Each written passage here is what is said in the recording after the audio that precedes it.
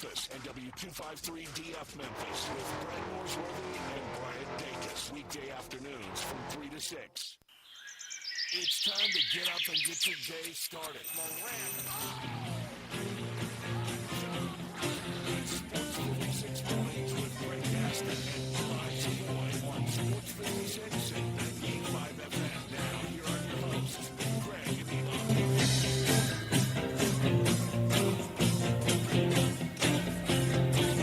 We're here.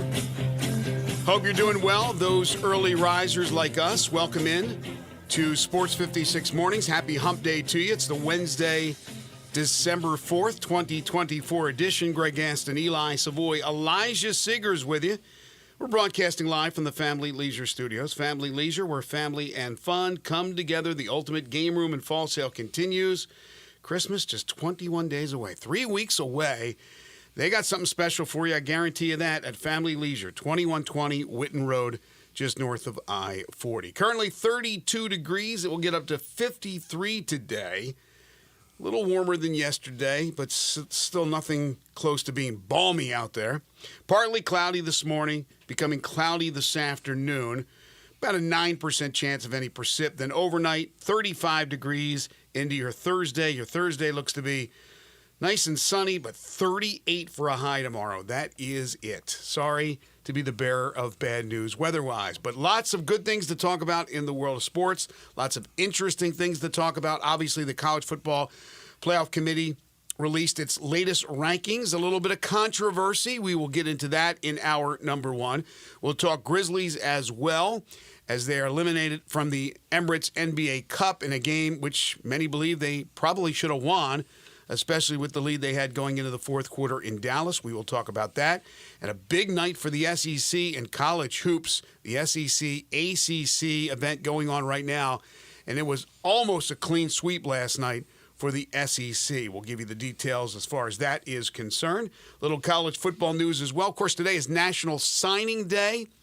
We won't have too much information this morning, but later on in the week we will. Ryan Silverfield will meet the media later this afternoon. Brian Moss, who's from Rivals and does all things recruiting, we'll have him on Friday to kind of recap everything that's going on with the recruiting class for Memphis. And again, this includes the high school seniors out there, the incoming freshmen, the junior college players, and then the portal sprinkled in differently, but the portal's going on right now as well. So it's a very busy time recruiting around the country. In the meantime, teams get ready for the conference championship games this weekend, and then next Tuesday will be the ultimate decision by the committee as to who will be in the playoffs. We'll also find out the bowl situation coming up sometime on Sunday. Give you the latest news as far as Memphis is concerned. The AutoZone Liberty Bowl is concerned during the program today. At 8:05, Jarrett Morrow will join us. He's one of the co-head coaches of the Melrose Golden Wildcats during the Class 4A state championship in Tennessee on Saturday, 11 a.m. They'll play Macon County. He'll join us at 8:05 to talk about the resurgence of Melrose. I always think the city and the area is just better off when Melrose is really good in football. And they're back. It's been a long time. Jerry Palm at 8:25 from CBS Sports. DeMichael Cole on the Grizzlies at 9:05. And then we'll talk Tigers basketball with Parthu Pajai from the Daily Memphian at 9:25. The Tigers back on the hardwood, back home for the first time. It feels like in a month. They will take on a pretty good Louisiana Tech team tonight.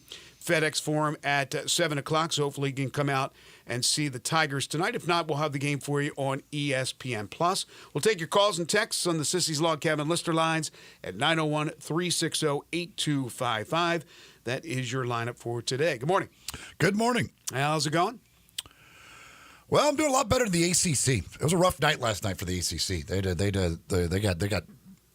just mad about everything. Did Kentucky have to lose? If Kentucky didn't lose to Clemson, by the way, a Memphis opponent coming up later this month, then it would have been a 10-0 sweep last night for the SEC in the SEC-ACC Challenge. Well, really 11-0, because Alabama over Miami is a win as well for the SEC. When did that happen? When the College Football Playoff Committee announced their rankings. Okay.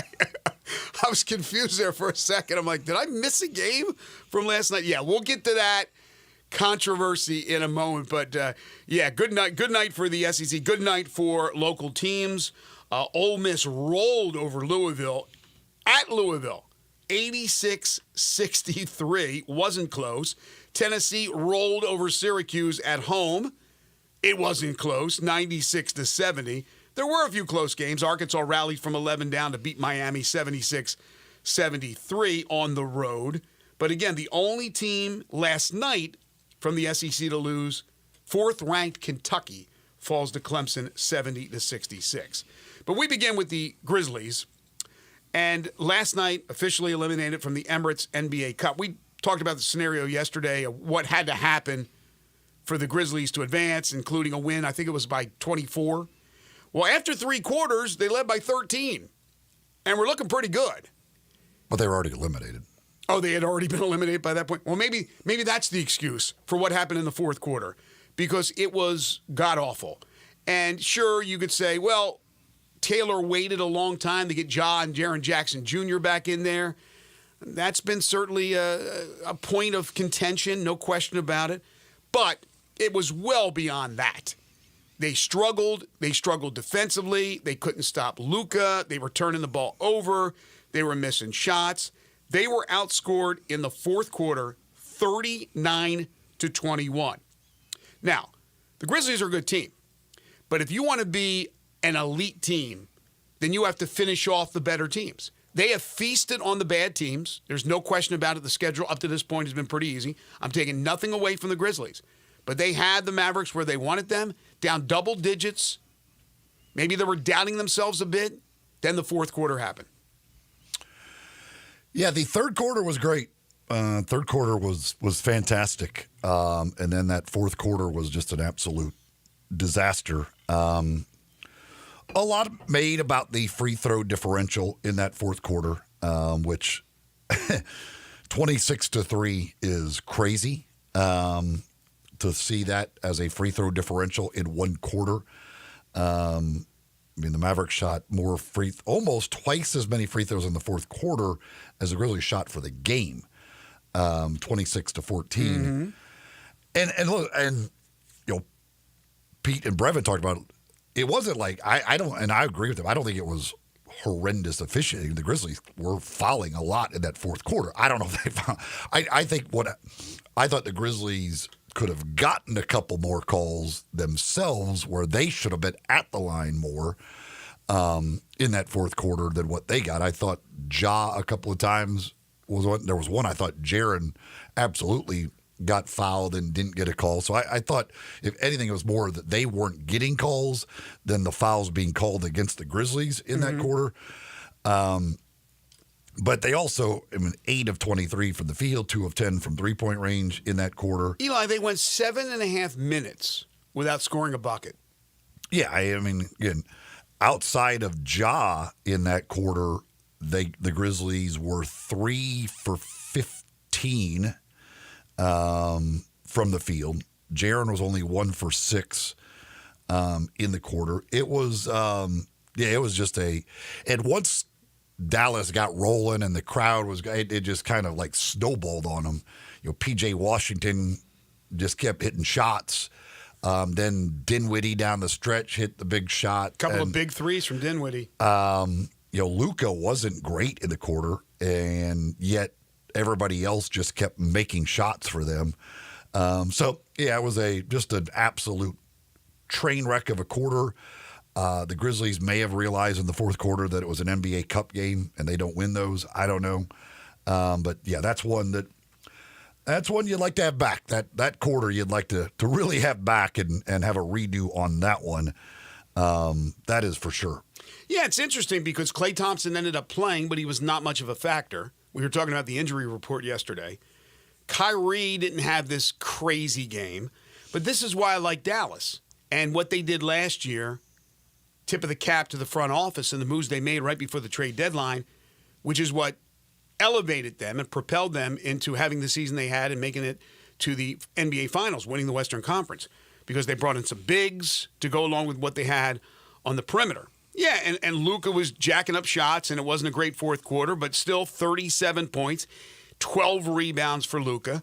Ja, the Grizzlies star, ends up with 31 points. But down the stretch, it's those guys that play roles, like Dinwiddie you talked about, 2 big threes. They hit 3 huge threes in the last 2 minutes, and the Grizzlies did not. And P.J. Washington, and guys that know their roles. So a great fourth quarter, pulled them out of the abyss. Both teams, by the way, now at 14-8. It ends a Grizzlies 6-game winning streak. But stars have to star. And while Ja did his thing, Dez ended up with 19, but Jackson, Bane, these guys have to step up when you're playing the better teams. Again, I think this is a really good Grizzlies team, but they have to prove it against the better teams. They have feasted on the bad teams. They have to prove it against the better teams. They'll be back home tomorrow against Sacramento. Kings have had all kinds of injury issues, but I believe they're healthy now, or at least healthier. And then they'll head to Boston and Washington, where more than likely you come out of that one with a split. But I don't know what else to say. It was just a meltdown fourth quarter. And when it comes to crunch time, your guys have to step up. They have to perform. They didn't perform. Again, 7.5-minute drought from about the 8.5-minute mark left to go in the fourth to a 1 minute to go. Grizzlies did not make a bucket. They didn't have a shot. They made a couple free throws. They didn't get to the free throw line that much, but they didn't make a shot from the field. And they end up losing going away in this contest. So hats off to Dallas to play the way they did in the fourth quarter when it looked like they were in deep trouble and the Grizzlies were going to make it a 7-game winning streak. Ron texted, he says that Pippen Jr. should have been playing in the fourth instead of Smart. Rough one for Marcus. Well, Marcus, I mean, it was a rough night overall, but yet 2 of those plays he made late, I honestly don't know. He tried to save the one on the air ball that was thrown up by Dallas when he could have just let it go out of bounds, and he tried to save it, and he stepped on the end line in doing so to give Dallas the ball. And then the foul when he fouled Luka on the other end of the court, he just reached in and hacked him on the arm. It was like he tried to foul on purpose, and there was no reason to be fouling on purpose at that time. I don't even know. I know he took a shot to the nose there, and he was upset about that. Wanted an offensive foul called on Luka when he took the elbow to the nose. But Smart, that was 2 of plays that were not smart at all. They were just oddly dumb plays. The foul, I don't even know what he was doing. He just reached in, hacked him on the arm like he was trying to foul. And then he looked at the official how do you call that? They showed the replay, just reached in and just hacked him right on the arm. It was clearly a foul and one of the dumbest fouls you'll ever see. Dare I say Dylan-esque. Marcus Smart, who lives up to his name most of the time. He's a very intelligent player, and that's why he's in there. That's why they got the guy. For leadership, crunch time, proving his merit as a veteran player and leader, and then makes ridiculous, bad decisions in this particular game. So you hope that's just one-off with Marcus Smart. You expect much better from Marcus Smart. But again, it is what it is. The winning streak's done. As I mentioned, the Kings tomorrow. Kings come in at 10-12. Then at Boston, at Washington. Then they're back home on the 13th of December to host the Nets. And then the Lakers in Los Angeles. Then the Grizzlies home to play the Warriors on the 19th. So you got some games coming up in December. Still a lot of winnable games. You're going to play the Celtics. They're going to be tough. The Lakers right now not playing at the top of their game because LeBron's struggling a bit. The Nets at home, you should be able to beat this team. Washington, you should be able to crush that team on the road. Again, should be able to do that. The Warriors come to town. Warriors have been playing over their heads, I think, so far this year. Then you got games with the Hawks and the Clippers. Raptors are a really bad team. Again, the schedule gets tougher, but it's not crazy tough because you're one of the better teams. So there it is. Well, that Brooklyn game, the league has granted the Grizzlies a redo on the Brooklyn home game that was a disastrous loss after the NBA Cup was set. Then then all the teams get their final 2 games of the regular season. The teams that don't make the knockout round get those. So the Grizzlies get Brooklyn at home again. Again, chance to make up for the horrendous loss that they suffered to Brooklyn at home already this year. And they've lost twice to Brooklyn, right? They've lost. They've been swept. Did they lose at Elijah, Brooklyn? isn't that correct? Yeah, they were swept. I thought the season series was over, and it was again until that was added. What other game was added? The Lakers game. The Lakers game. Okay, Lakers was an added game. Okay. So so they go to the Lakers as their other game that was added to the schedule last night after everything was set. So Brooklyn at home on the 13th. Lakers out. It creates a weird. Now there's a big gap there, so it's not like you got to go quickly, but it's weird that they've got a home game, then they just got to make a trip across country to L.A. and then they come back home. And so it's like, again, there's 3 days off between the Lakers game and that next game against Golden State. But it is weird that that's the way it worked out, that, hey, we'll just swing out to L.A. real quick, play a quick basketball game, and they'll swing back home. But, yeah, the Lakers are really struggling because LeBron has right now been just a disaster. The Warriors have lost 5 in a row. They're coming down to earth, which is, I don't think, a huge surprise. So, but, yeah, there is some difficult thing. And then it's interesting, you look at the NBA Cup and the fact that neither Boston nor Cleveland ends up advancing in that after the start that Cleveland had, Boston being who they are, and neither one of them is in the knockout round of the NBA Cup. Again, it's nice to have this Emirates NBA Cup. It's not a big deal. When it's all said and done, I'm sure Boston's not going home and crying in their soup. They're the defending NBA champions, for goodness sakes. Okay, a couple of other things I wanted to touch on in this segment, and then when we come back for our next segment, we're going to dive into the college football playoff rankings and what it all means. First of all, tonight, Memphis on the hardwood, back home. It's been a while. The 6-1 Tigers host 7-1 Louisiana Tech. Louisiana Tech, the preseason pick to win Conference USA. They're a very solid team.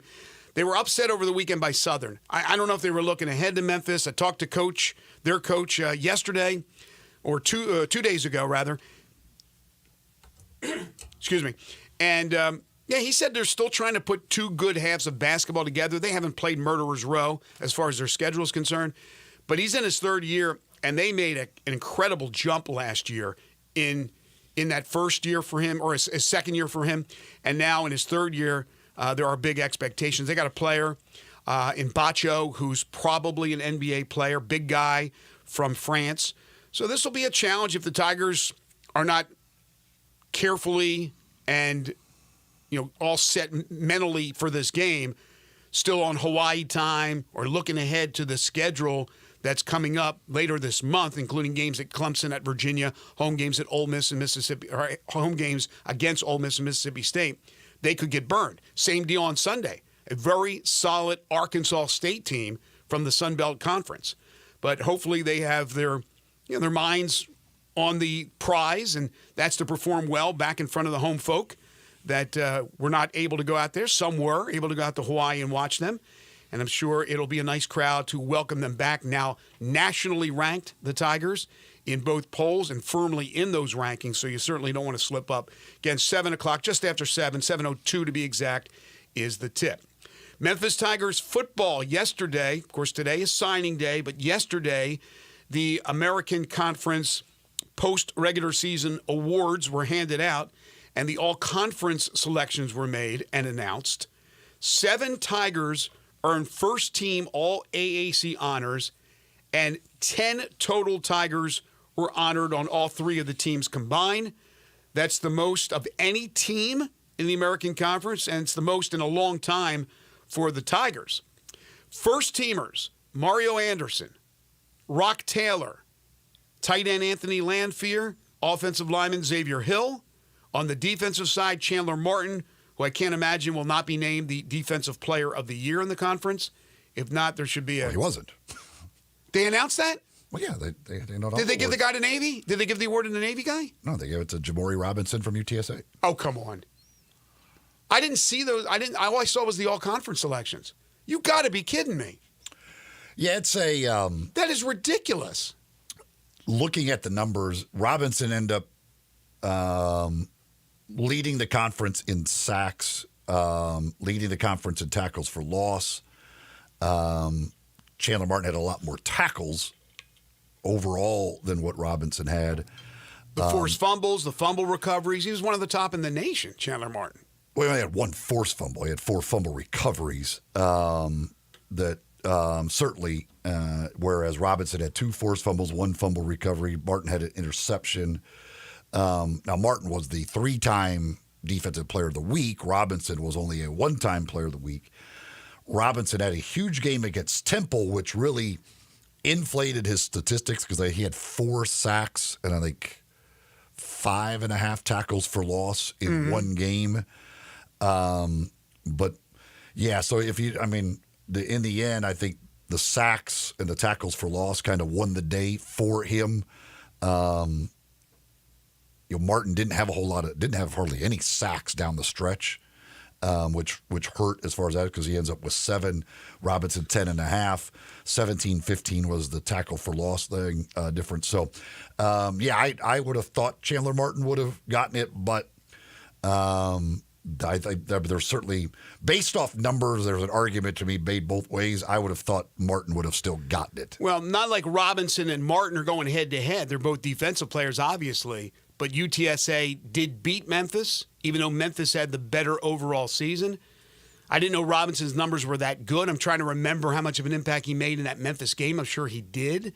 But Chandler Martin was everywhere. Every time a ball's on the ground, he's there. He made so many big plays. I'm shocked. I thought when you said that, first of all, I can't believe I didn't see that yesterday. I guess nobody made a big deal about it since he didn't win. So I didn't see it on the Twitter lines, did not see. I guess I didn't read it wouldn't have been in the email from Memphis. But I just missed it. Somehow I didn't see that. Disappointed. I think Chandler Martin is the best defensive player in the conference. But to continue on, Martin first team, William Whitlow first team, Davian Ross first team. So you had a linebacker, you had a defensive lineman, you had a defensive back. You had each of the lines of defense represented, 7 first teamers, and then no second teamers. You drop down to the third team, offensive lineman Jonah Gamble, center Trent Holler, who many believe Trent Holler was not only the best center in the league, but one of the best centers in the country, but he's third team. Seth Hennigan, third team. So who were the first 2-team quarterbacks? I didn't even pay attention. Bryson Daly was first team, and he's the offensive player of the year. And then, Chandler Morris was the second team quarterback.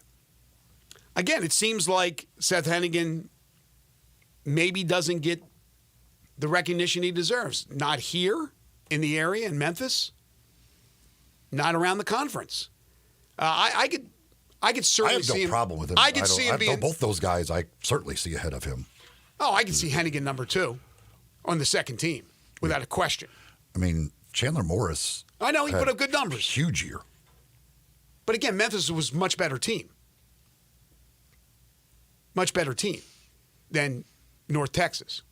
Yeah, but again, at some point the numbers are just. And they beat North Texas. I mean, it's over 500 more yards for Morris on the year, 31-23 in touchdowns. He did have more interceptions, but he had a higher rating, more yards per game. Yeah, I mean it's not all. I would have thought Chandler Morris would be the second. It's not all stats. Obviously Memphis had a big win at Tulane. Memphis had a big win at Florida State. At that point, we thought Florida State was still maybe okay. After that game, we started to wonder about Florida State, and I guess our thoughts were correct that it wasn't that good a football team, but he still went on the road and won the game. I don't know. I guess you could certainly make that argument either way, but he ends up third team. But 10 players, well represented, as they should have been. Again, the most players of any team for the University of Memphis. The one that actually surprised me probably the most I thought Martin would still win Defensive Player of the Year. So that surprised me a little bit. But the fact that Greg Rubin, is nowhere to be found, not even an honorable mention, blew me away. I can't even, how Greg Rubin isn't even an honorable mention all conference after they announced 3 teams and honorable mentions. That was crazy to me. Is this voted upon by members of the media or by coaches, or the league just does this? Do you know? I am not sure if Elijah, can you find that out? Who votes? I assume this is coaches, but I don't know that for sure. Yeah, that's ridiculous. Greg Rubin had a fantastic year. All right, one other note from the American Conference in football news. Trent Dilfer coming back to UAB. Yeah, that was one talked about to kind of keep an eye on how they wanted to go about that. But, he is, I think they believe kind of in the recruiting that he's done. And so going to give him another year to try and continue to bring in guys and see what they can do there. Yeah, I had a feeling they were going to bring him back. Towards the end of the year, they started to score a bunch of points. They had that one game where they put up 55, but then they got drilled by Memphis. 6 different coaching changes in the conference, so it wasn't going to be a big surprise if he became the 7th, but UAB decided that they're going to give him at least another year. Corky's Ribs and Barbecue for lunch today, folks, for dinner tonight or anytime. It's always a good time for Corky's. Dine in, carry out, no contact delivery. I know a lot of people now do their shopping online, but some still go to the stores. When you're running around from store to store, getting ready for the holiday season, make sure you stop by Corky's, grab yourself a quick lunch, grab that pulled pork sandwich, or, they got lunch specials every single day, maybe a couple of maybe a half a rack of ribs or whatever you want to do for lunch or for dinner. Bring the great, delicious taste of Corky's back home to your family. How about your workmates? That's a great little treat for lunch or for dinner when you're working and you want to bring that to your employees. Corky's makes a lot of sense. They will cater any event you got coming up, no matter what size it is. They've been catering for as long as they've been around, which is nearly 4 decades. They are located at Poplar Avenue in Memphis, Poplar Avenue in Collierville, Germantown Parkway in Cordova, and Goodman Road in Olive Branch. If you have a little Christmas get-together, a little party, maybe an office party, family reunion, birthday, anniversary celebration, you can reserve their private party room at either the Cordova or Olive Branch locations. Just give them a jingle. Corky's Ribs and Barbecue, open for lunch and dinner 7 days a week. We're talking college football playoffs when we return. This is Sports 56 Mornings with Greg and Eli on Real Sports Talk, Sports 56 and 98.5 FM. We are Real Sports Talk. Sports 56 WHBQ. Available on your radio dial at 560 AM and 98.5 FM, as well as around the world online at sports56whbq.com. Take us with you everywhere by downloading the Sports 56 app. And at home, just say, Alexa, play Sports 56. Stay tuned in to Real Sports Talk. Sports 56 and 95 FM. Looking for the best prices on shirts, jeans, boots, and more? Frontier Western Store's got you covered. At Frontier, you'll always find amazing deals on everything in the store. Unlike online and chain stores who run occasional sales, Frontier keeps prices low every single day, so you get the best deal whenever you shop. Be ready for wear with a full line of outerwear by Ariat, Carhartt, Beans, and coats galore. And then there's Frontier's world famous wood showroom. Come shop new styles by Ariat, plus plenty of in-stock proven classics too. Whether you need work or dress boots, Frontier's the place. See thousands of boots by Dan Post, Corral, Durango, Rocky, Twister X, and many more with daily arrivals. And Frontier makes Christmas shopping easy because everyone loves to see a new pair of boots under the tree. For the lowest prices every day, visit Frontier Western Store at 5880 Golden Road in Olive Branch and online at frontierwesternstore.com. Locally owned and operated since 1967. Let me guess, you're going to recommend that everyone get their holiday meal from Central Barbecue. No, although it's a great idea, get everybody some fantastic Central Barbecue and not have to do any of the work, but that is not what this spot is about. It's not? No, this is about another way Central Barbecue can save you time and trouble. Ah, Central Barbecue gift cards. That's right. You don't have to fight the holiday gift shoppers when you can just go online and order up a handful of Central Barbecue gift cards. No one has ever turned up their nose to getting the best barbecue in Memphis. In the world. In the world for free. The holidays are near, and Choate's Air Conditioning, Heating, Plumbing, and Generators is here to make this season extra cozy and cheerful. For the first 50 customers who purchase a new Carrier system, tankless water heater, or a whole home generator, we have a special gift for you. Choose from a $500 gift card or 60 months no interest financing. And don't forget about Choate's Refer a Friend referral program, where you could earn up to $500. Simply refer a friend to use our services, and if they become a customer, you could earn up to a $500 Visa gift card. But hurry, this festive offer will only last through December 20th. Visit ChotesHVAC.com or call 347-8086 to schedule your free estimate today. And turn to the experts with Choates and let our family serve your family this holiday season.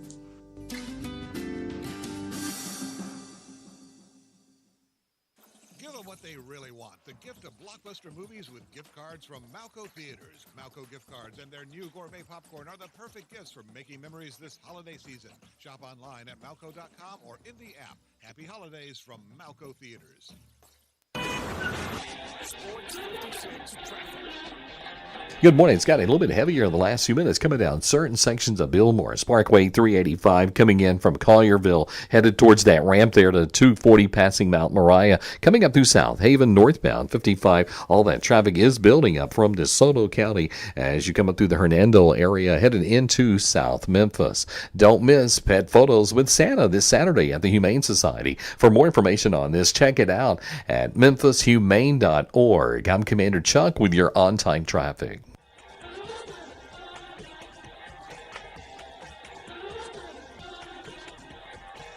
Now back to Sports 56 morning on Sports 56 and 98.5 FM. Here once again, Greg Gaston and Eli Savoy.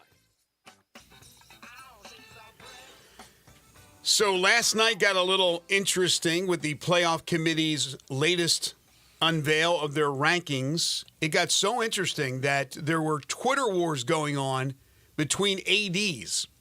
That's right. There were fights going on, well, at least verbal sparring with athletic directors because of what was going on with the rankings. I thought for the most part, up until this point, the committee's done a pretty good job. Sometimes they step in a pile of crap.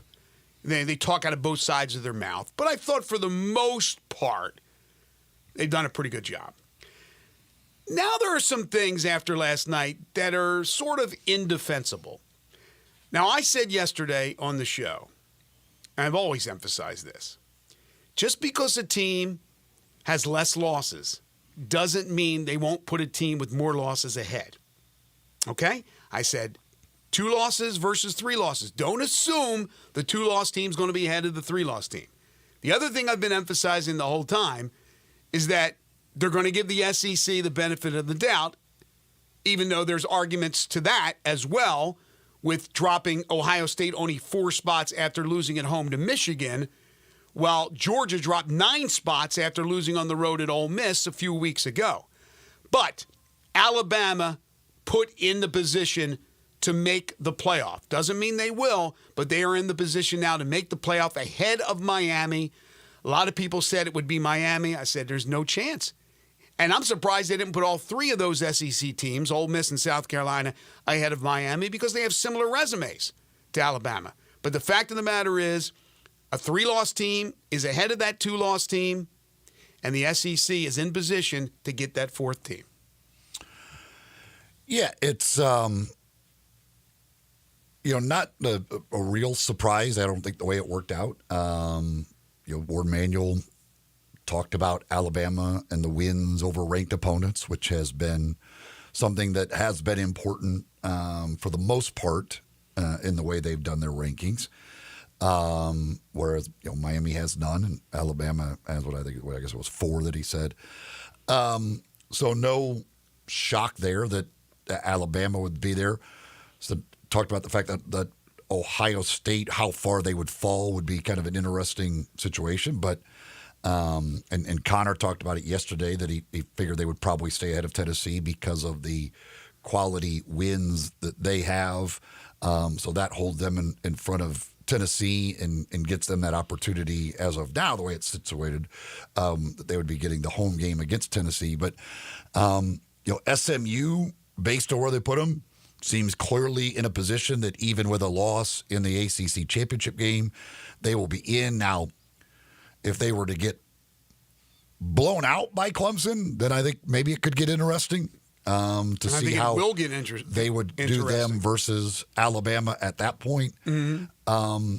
But The one thing, and I guess I really hadn't thought a whole lot about it and kind of the way this is going to work out with the format that they're going with.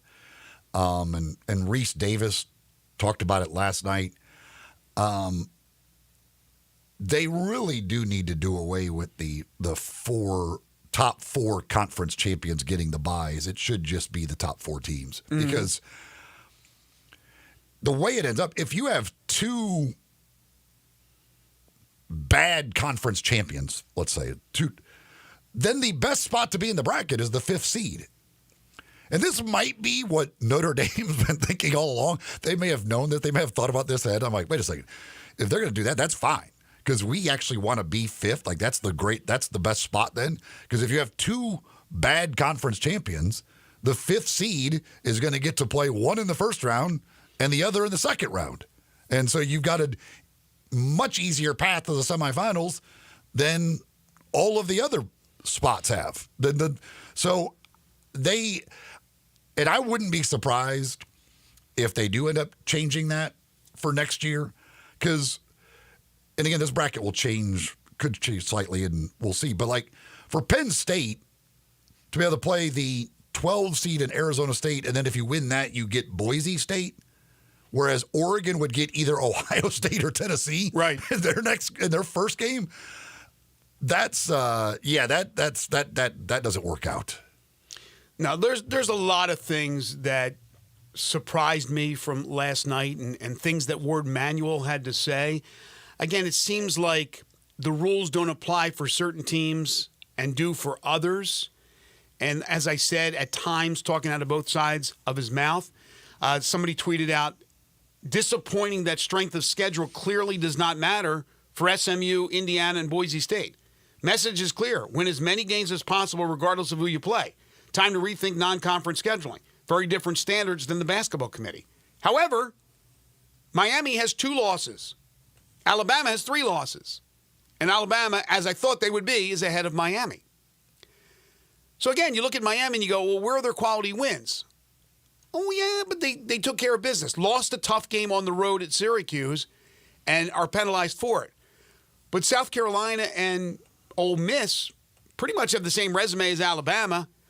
I would have thought they'd put all 3 of them ahead or all 3 of them behind. But instead, they only put Alabama ahead. Now, not that Miami's not a name, but it's a name from 30 years ago. Alabama's a brand. Alabama's a brand. To have Alabama not in the first 12-team playoff, that'd be a bad thing. And they still may not make it. But I'm not surprised whatsoever as to where they put Alabama. And I would not be surprised if Clemson beat SMU solidly, that Alabama would get in over SMU. I'm not sold that they put SMU in. I think they deserve to be in. It would only be lost 2. They're in the championship. We keep hearing that if you make the championship game, with the exception of the Big 12, as far as power conferences are concerned, you will not be punished for it. Well, I wouldn't count my chickens yet as far as that is concerned. But again, that's Clemson beating SMU. I think SMU will win that game, but stranger things happen, and it's not that crazy to think that Clemson can beat SMU. Isn't that weird that we're saying that? SMU in the American Conference last year, we're saying it wouldn't be crazy if Clemson beat SMU. But again, there was no surprise whatsoever in my mind that they were throwing Alabama ahead of Miami. Well, again, there should be no surprise. They were ahead of Miami 2 weeks ago. When they had 2 losses and Miami had 1, they were ahead of them. So they have clearly respected Alabama more than Miami to begin with, based on their wins. Based on their brand. Based on their wins. So the idea that once they each lost 1 more game, now Alabama's was a horrendous loss. Miami's certainly not a good loss, but not a really bad loss either. Mm-hmm. But in the end, those wins were going to carry the day. They had already shown it with Alabama before against Miami, that 1 more loss really didn't matter. And so they did it again, that they believe that those wins are more important and overshadow a terrible loss versus a loss that it isn't that bad when you consider how it was a close loss to a team that's pretty good, whereas Alabama's was a blowout loss to a really bad team. Somebody brought up an interesting point. It might have been Dan Wolken. So what happens if Georgia beats Texas again? Texas, one of their bigger wins was against their rivals last week, Texas A&M. Texas A&M is now out of the top 25. It's hard to believe Texas A&M lost to Texas, okay, in a fairly close game.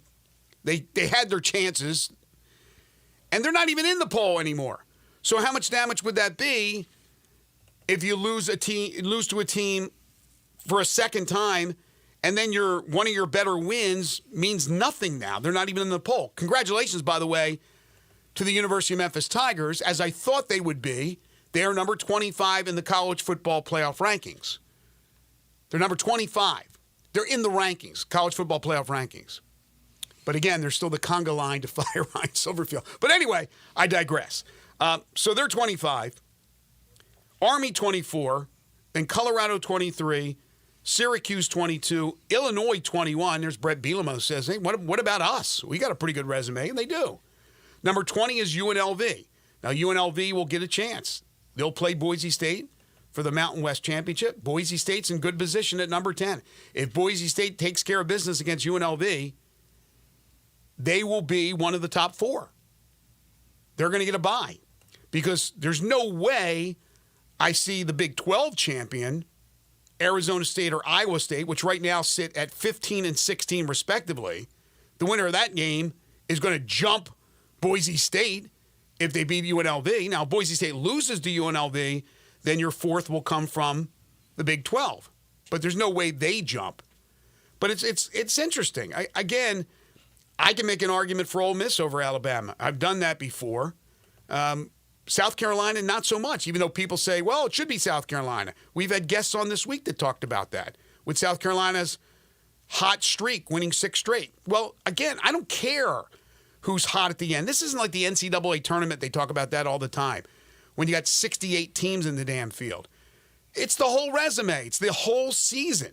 If you screwed up early, that's got to count as much as having a hot streak late, but it seems like it doesn't. It's what have you done for me lately?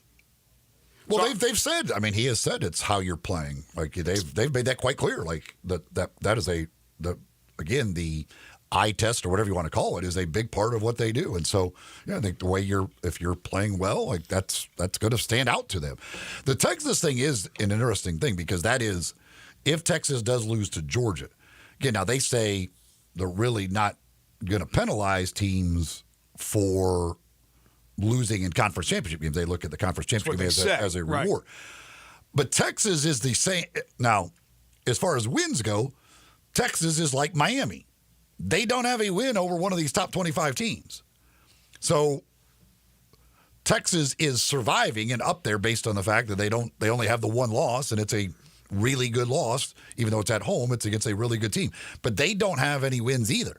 So the whole thing that is holding Miami out also applies to Texas. They don't have wins over ranked teams. So how far might they drop them if they do lose the conference championship game? I would assume they fall at least behind Ohio State, but I don't know. They may not want to drop them that far because they're saying they're playing in a game that these other teams aren't playing in. So I don't know. I don't know how they will handle Texas if they do lose this game. They already have their mindset on Texas. Texas has all the respect in the world from that committee.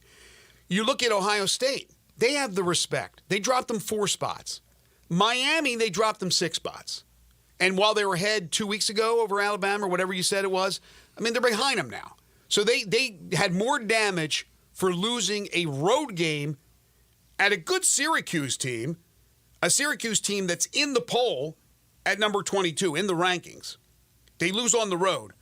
Ohio State loses at home to not the 2023 Michigan Wolverines, the 2024 Michigan Wolverines. And they are damaged a lot less. They'd still, right now, if the playoffs were to start tomorrow. But Ohio State has some good wins on their resume. No. I'm just saying that there's inconsistencies. Ohio State would still be hosting.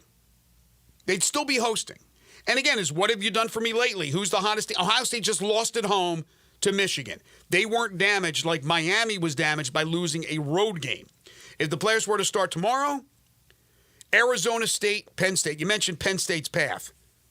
That's assuming Arizona State wins over Iowa State. And then the winner plays Boise State. And that's at one of the bowl sites, not at Boise.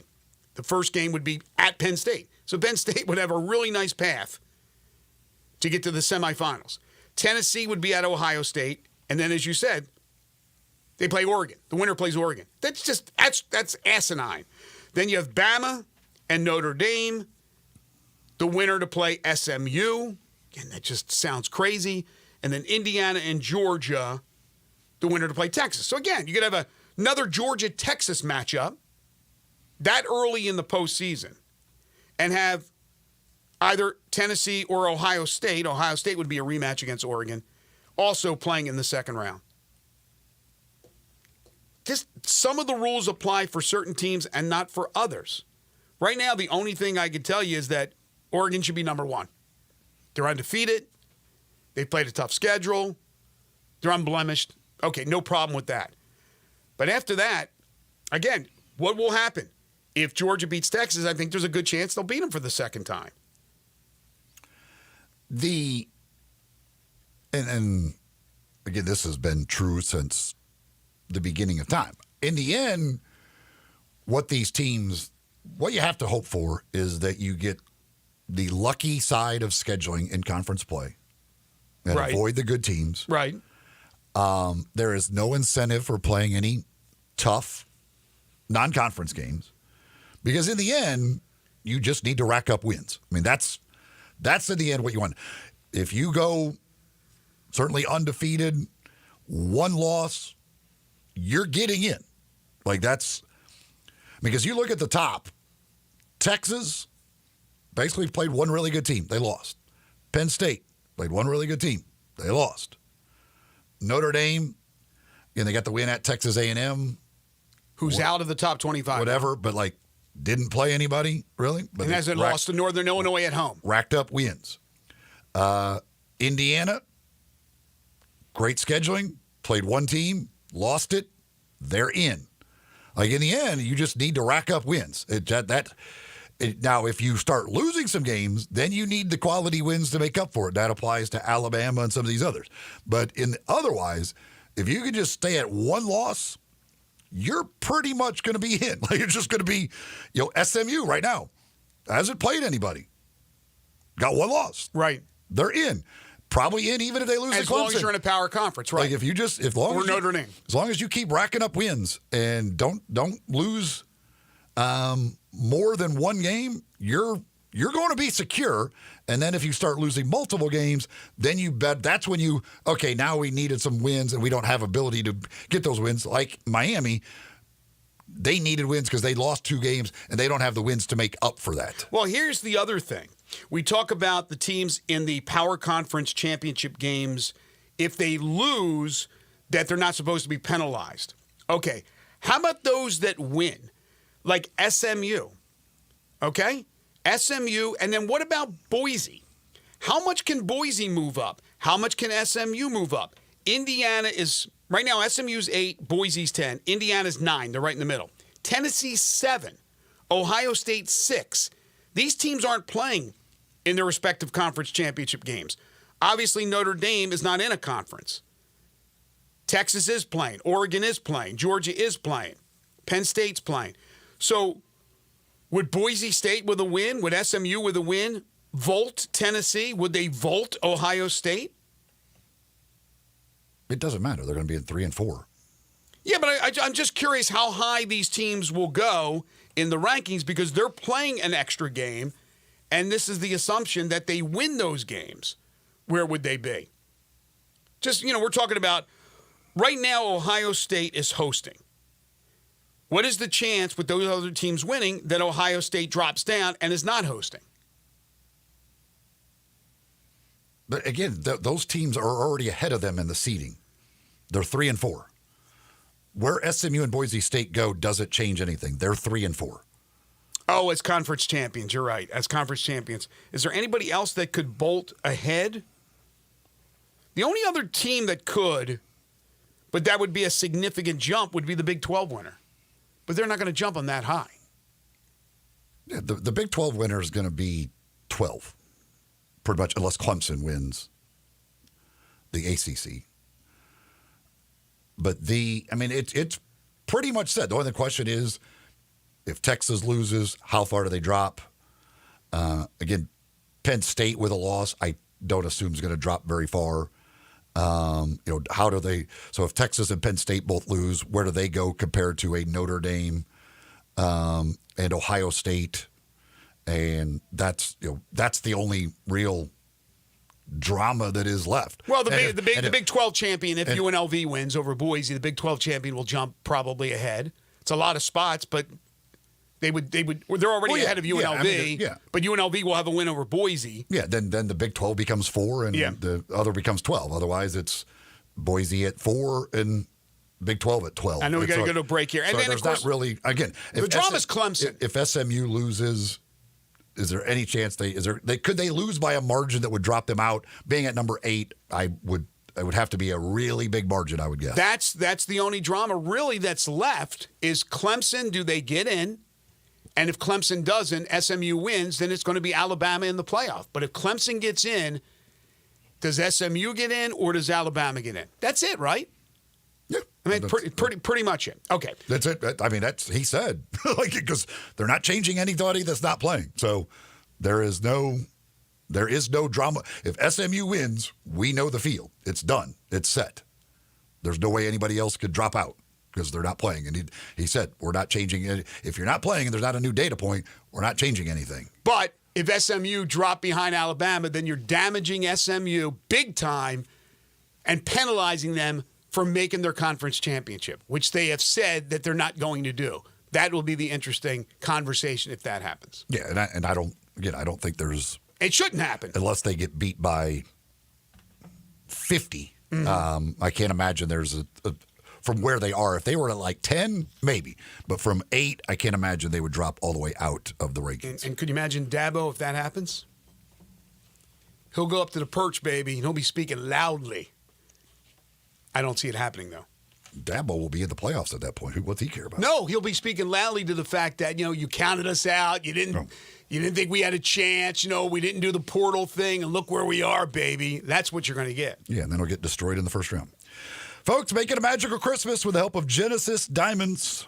This month at Genesis with the holiday season, you could take advantage of 5 years, 0 interest financing across the board. That's right. Pick out any spectacular gift from their amazing selection of jewelry, whether it be a beautiful engagement ring, maybe it's a beautiful pendant, or maybe it's one of those pre-owned Rolex watches or a necklace or a pair of earrings, whatever it is.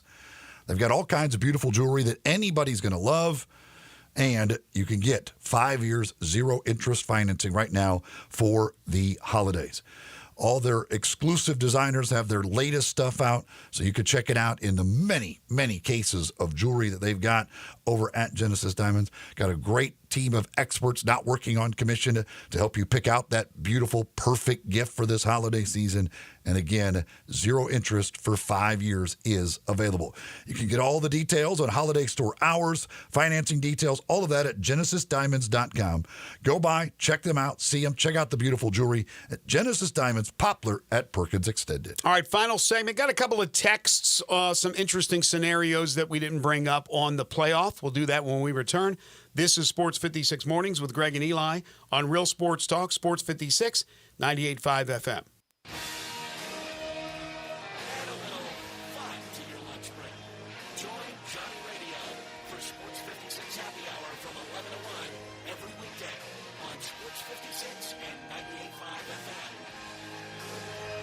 Indulge yourself or your loved ones this season with a trip to Sissy's Log Cabin. Here, you can shop our expansive selection of designer brands, one-of-a-kind jewelry, and spectacular statement pieces, all while enjoying the Sissy's promise of unmatched quality, service, and brilliant natural diamonds. Stop by any location or shop online at sissyslogcabin.com to find your trusted jeweler for holiday memories that last a lifetime. Make a statement this season only at Sissy's Log Cabin.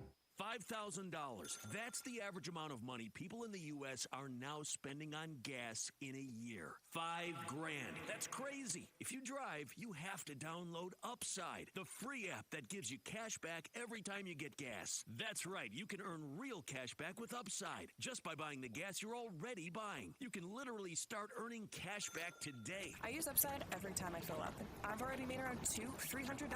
You're putting gas in your car anyway. Why not get real cash back? If you like free money, download Upside. I'm saving the cash I earn from using Upside to help pay for a vacation later this year. Download the free Upside app now to earn cash back every time you buy gas. Use promo code YEAR to get an extra 25 cents per gallon on your first tank. You can cash out anytime right through bank, PayPal, or a gift card for Amazon and other brands. Just download the free Upside app and use promo code YEAR for a 25 cents per gallon bonus on your first tank. That's code YEAR for a 25 cents per gallon bonus.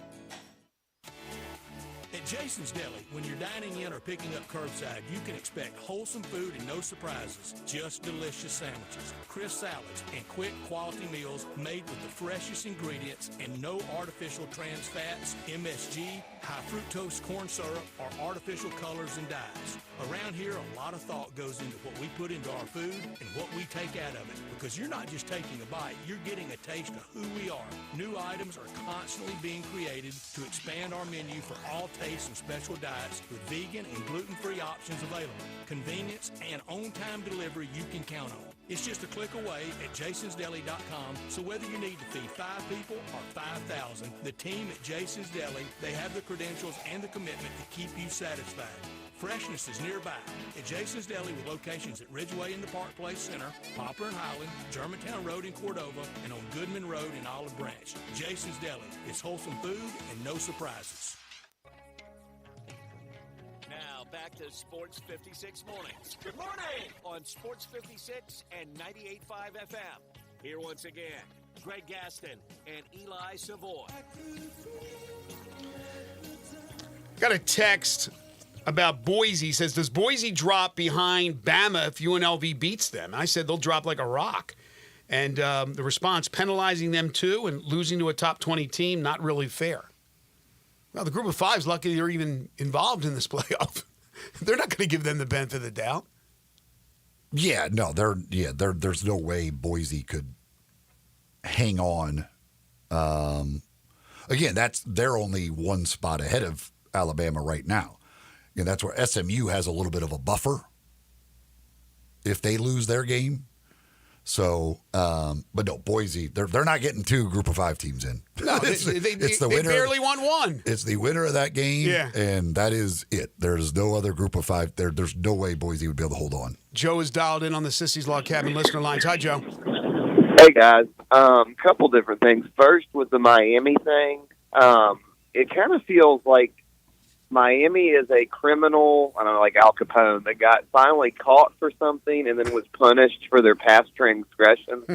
Like, hey, you almost lost to Cal, needed a big comeback. You needed that controversial call against Virginia Tech. Yeah. I'm very much not below the SEC trumpet guy, but I'm actually okay with Miami falling out. The one I wanted to focus on was like the South Carolina, Ole Miss, Alabama. The least controversial thing you can say that you don't have to explain as much is head-to-head. But the reality is, if you look at, let's say, South Carolina and Alabama's resumes and juxtapose them, Alabama's losses are way worse at Vandy, at Oklahoma, both 6-6. South Carolina's losses are by 2 at Alabama. LSU and Sellers got hurt, and then I'm forgetting the third. Ole Miss was the third loss. And then if you look at the wins, Alabama does have the Georgia win, but South Carolina has at Clemson, Mizzou, and Texas A&M. If you stack those up, to me, it looks like South Carolina has the better resume if you look at it with nuance. The easiest thing you can say as a committee, though, is, they won head-to-head.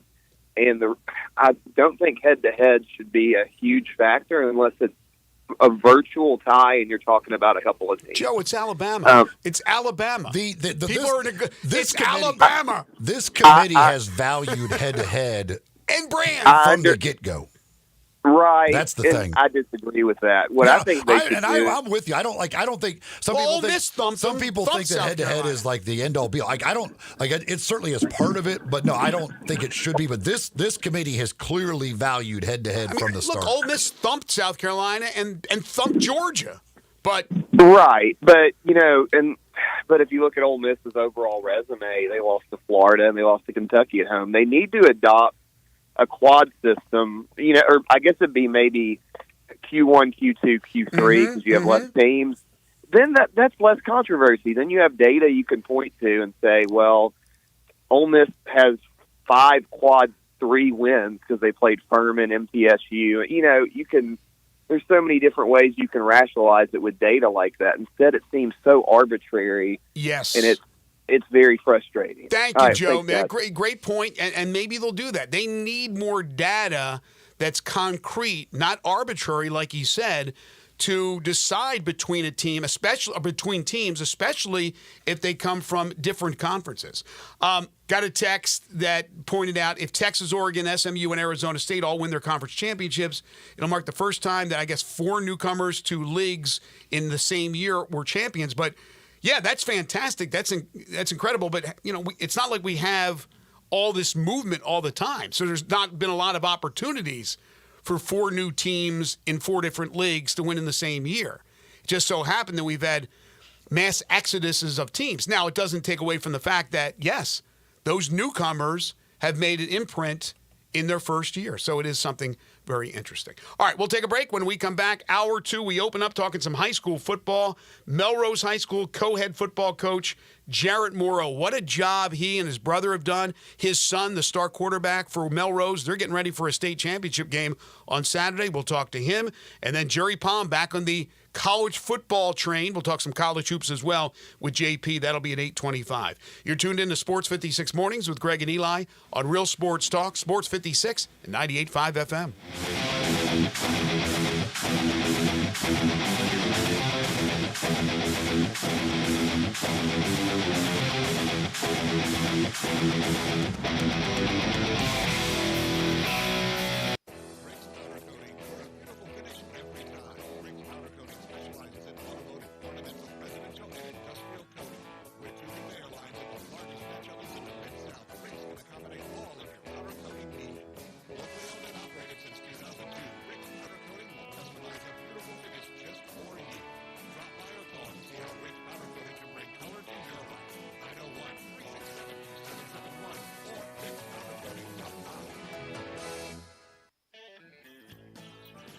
Hi, this is Troy Five Ash, owner of Five Ash Roofing. Did you know there are so many roofing companies in Memphis that I don't even know them all? So that begs the question, which one should you choose? So I thought I'd give you a little background about me. My grandfather was a World War II Marine. My father worked for the University of Memphis for nearly 30 years. My mother, a pianist at Raleigh Baptist Church. Seems like forever. I went to Brownsville Road, Craigmont, and Bartlett High School, class of 81. We support the local school systems, youth athletics, and believe in what St. Jude and Le Bonheur stand for. I'm a Tiger and Grizz fan. The point? Memphis is my home. Five Ash Roofing will be around if you ever have a problem with the service we provide. Five Ash Roofing, fair, honest, and ethical, with deep local ties in our community. 367-0050 or memphisroofer.com. Five Ash Roofing, it's what we do. We're here for you. Because it's Christmas, Family Leisure needs your help. Family Leisure has inventory that you have to move because it's Christmas. So don't wait. You can complete your ultimate game room with a new pool table, a new shuffleboard, new arcade games, or just get all of them for Christmas. Tons and tons of theater seating, overstock, or a place to move. 'Tis the season for fire pits. And all fire pits at Family Leisure are now 20 to 30% off. You say you didn't get a spa this year? Let's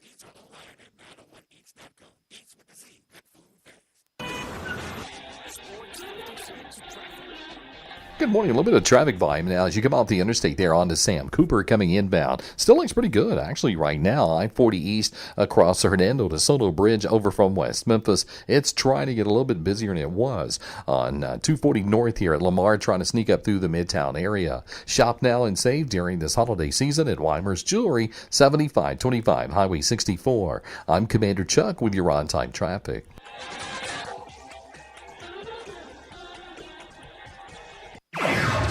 Sports 56, WHBQ Memphis, and W253DF Memphis with John Harden. Weekdays from 11 to 1.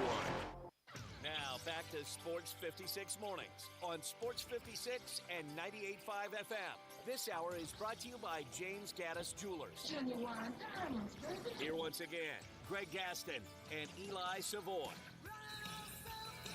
Welcome back, everyone. 8:05 the time, hour 2 here on Sports 56 Mornings, the Wednesday, December 4th, 2024 edition. Greg Gaston, Eli Savoy, Elijah Seegers, and a cast of thousands here in the Family Leisure Studios. Yeah, it's pretty packed in here.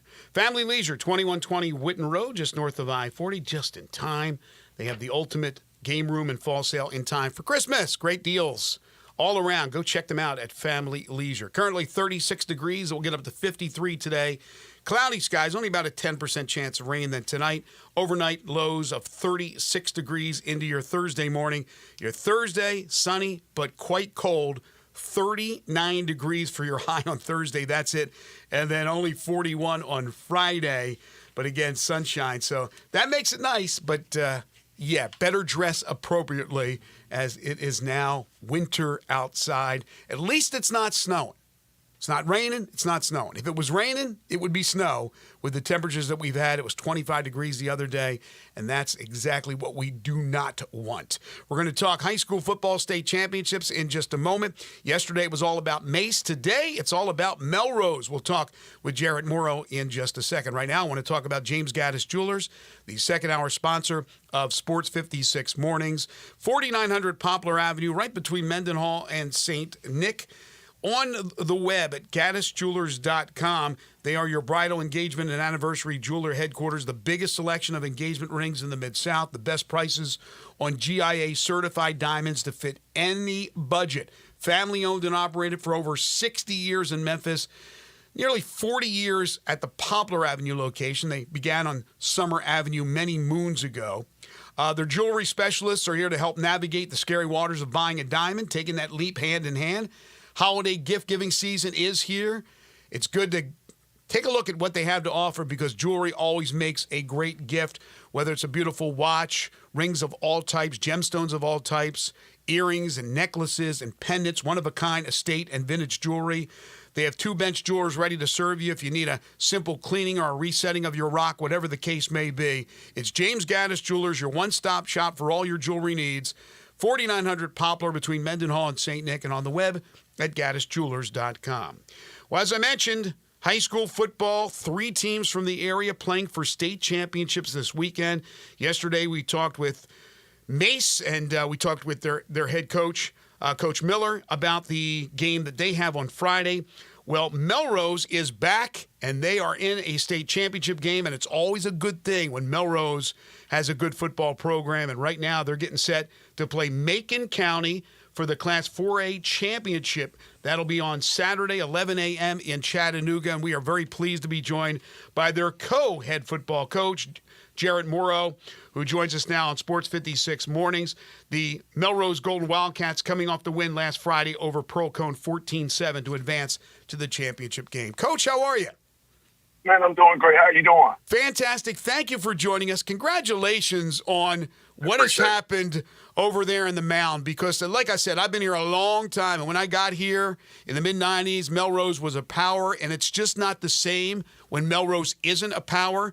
And you and your brother, of course your son at quarterback, and all those players and those fans, they're back, baby. Melrose is back, and now you got a chance at a state championship for the first time in nearly 20 years. Talk about the excitement on the mound for this possible state championship win coming up Saturday.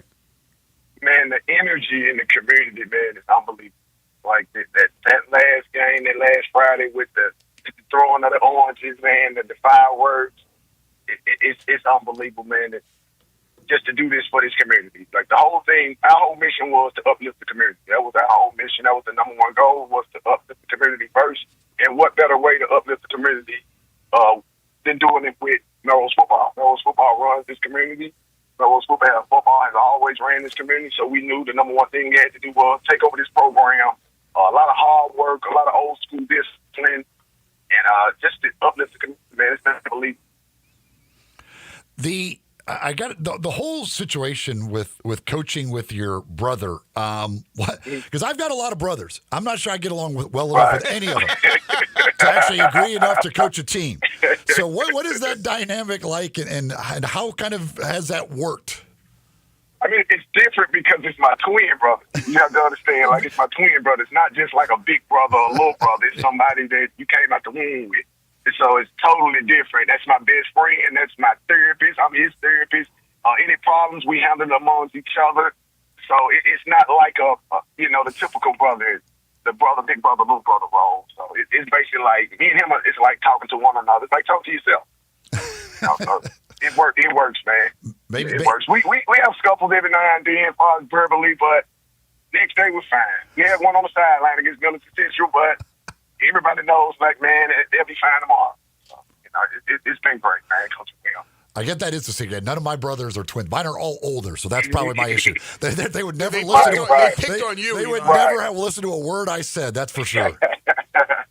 Gerald, by the way, for those who don't know, is the twin brother of Jarrett, and both have been so important to the resurrection of this program. What was it that you decided, okay, let's do this thing. Let's go to Melrose, let's coach up this team, and how it all started? What came to mind when you decided, let's take a chance with this thing? To be honest with you, man, it was probably like the middle of Germantown season last year, and like I told my brother, I had a dream, and it was about like going back and helping the community. And I told him, and we had our minds made up toward the end of the season. They lost to Houston. We had our mind made up. We were going to go back and try to help, save the community, but we were going to do it up under Coach Bobo, who was the previous coach at Melrose.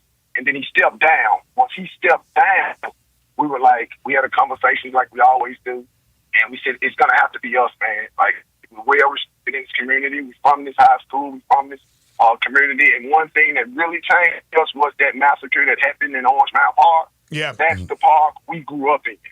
Like, all of my childhood is from that park. So when I saw those things happen at that park, I've never seen anything like this in Orange Mountain, period. So that was the determining factor that said, man, it's going to have to be us. Like, we have to go and say that. Yeah, and like I say, look, I'm not from there. But I've spent some time there covering Melrose. And when I got here in 1995, for many years, Tim Thompson, friend of the show, what he did for the program and others have done for the program. Memphis football is just better. High school football is just better when Melrose is good. And I think a lot of people agree with that. And it has been a long time. It is hard to believe they haven't been there since 2005. But you're there. Last week, you beat a very good Pearl Cone team, 14-7. That one, you had to do it with more defense than offense. Absolutely. Talk about the defense, because we'll get to your son and the quarterback and the offense, but that defense has played well. Man, they've been playing lights out. Probably going on 8 weeks in a row. I think we gave up 30 points against Mumford. My son wasn't playing or whatnot, but we gave up 30 points the first half against Mumford, and they gave up 3 points after that. Ever since they gave up 3 points the second half of the Mumford game, and ever since then, man, the defense been playing lights out, man. I'm so thankful for my brother. My brother and David Richmond, Coach David Richmond, they run the defense. I'm pretty much on the offensive side of the ball. So, man, that game against Pearl was unbelievable, man. To see how those guys, just gave up the first drive. They gave up a touchdown and no points from then on. And Pearl Cone hadn't scored 7 points since 2022. So that was huge. Wow. That was huge. Well, that's the thing. You mentioned, obviously, you have your son play for. So you're coaching with your twin brother. You're coaching your son. I mean, this is truly a family thing, which obviously makes it even more special. But what does that mean to be able to coach your son through all of this as well? If people don't know, everybody in my family went to Melrose. My granddad, mom, dad, wife, brothers, sisters, nieces, nephews, everybody. So him being in Germany, kind of felt iffy at first, and I was like, just hope some kind of way this thing can swing.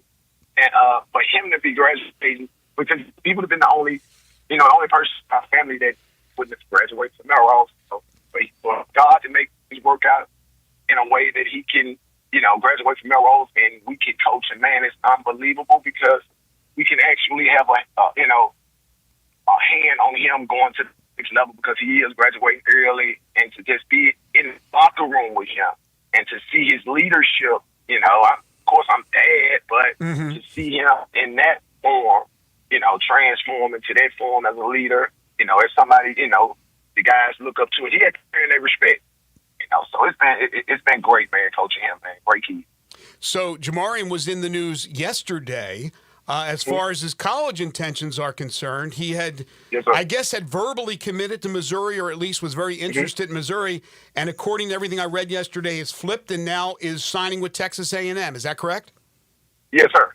What was his reasoning, and why Texas A&M?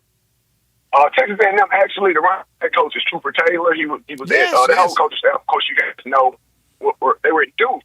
And I remember when Coach Gene Robinson, he took those guys on a college, took a lot of guys on a college, tour type of style where they eventually came around in the Carolina area and went to North Carolina, Duke, and Wake Forest. And I remember my son vividly coming back telling me, he said, Dad, that coach at Duke, man, I like him. Out of all the coaches I've been around, I like him the most. But of course, it was like, you're not gonna go to Duke right now. Nothing against Duke. We're gonna go SEC. So once they let go Jimbo and that coaching style, moved over to Texas A&M, they kept a relationship, and the coach knew now I can get him. It's a possibility that I can get him. So they kept that relationship open. So that was pretty much the determining factor, was the relationship him and Trooper Taylor had. Okay. Over the years. How much, as you as a father and then you as a coach as well, how much were you involved in all of the decision making, or did you kind of let him kind of make that decision for himself? I always the last determining factor is him, because I put a lot into him. I trust his vision. So the determining factor will always be him. But I gave him insight. I said, you work to be on it. Nothing wrong with Missouri, but I think Missouri is more on an upcoming level than absolutely being there. And I was like, man, you have to play on the stage, man. You earned that right to play on a big stage. And you playing in front of over 100 and 200 people. We read the last game against Texas. There was 109,000 people there. So, man, go play on a big stage. If you can do what I know you can do on that stage, man, you can, sky's the limit. Will he be a running back at the college level? He will be an all-purpose back. And so the offensive coordinators are drooling because they're able to use them. They don't have to bring them off the field. Usually you have, a running back, third down back, or you have a first down back. He can play all down because you can move him to a slot, and you can move him, you can motion him out where he'll be lined up against a linebacker or a safety, and that's like a nightmare because if Jamarian was 6 foot anything, he probably would have stayed at receiver. So he knows the ins and outs of route running. And the offensive coordinators know that, and they drooling over a type of athlete of his caliber. Wow, that sounds like an athlete I remember that played at Melrose not too long ago, who happens to be in the NFL with the Titans by the name of Tony Pollard. Absolutely. I coached Tony Pollard all 3 of his years at Melrose. So, yeah, all 3 of Tony Pollard's years at Melrose, I was his position coach. Yeah, and you so talk about absolutely. Yeah, you talk about a Swiss Army knife, right? A guy who could catch the ball in the backfield, run the ball, put him out there as a receiver in the slot. That sounds just like what's going on with Jamarian. We're talking with Jarrett Morrow. He's the co-head football coach of the Melrose Golden Wildcats. They'll play in the Class 4A championship game on Saturday, 11 a.m. in Chattanooga. You're going to play Macon County. What can you tell us about the matchup? Man, Macon County, a very good team, man. Well-disciplined, hard-nosed. They're very good up front. They're going to wing T. It's going to be a tough battle. But like we've been playing with a chip on our shoulder all year. When we first walked into their locker room, we were speaking state championship, and I know a lot of the guys in the locker room were like, "Whatever, coach. We hadn't been out of the second round in 15, 16 years." So for us to be in a position that we are now playing against Macon County, man, it's God. That's all I keep telling people, and from each round, I keep saying, man, God has his hands on his team. things that have happened throughout the season. You know, the way the season has, progressed, God has his hands. But Macon County is a great team. To go back to your question, Macon County is a great team. Well coached, man. We look forward to the battle. When do you leave to go there, to Chattanooga? We will leave tomorrow morning because we were about to practice at 9 o'clock today because we play at 11, which will be 10 o'clock our time. So we're about to practice at 9 o'clock this morning, and we're going to leave in the morning and stop in Nashville and have another day practice. And Friday we'll have another day practice. So our guys can be used to playing in the daytime, early, weather. Yes, sir.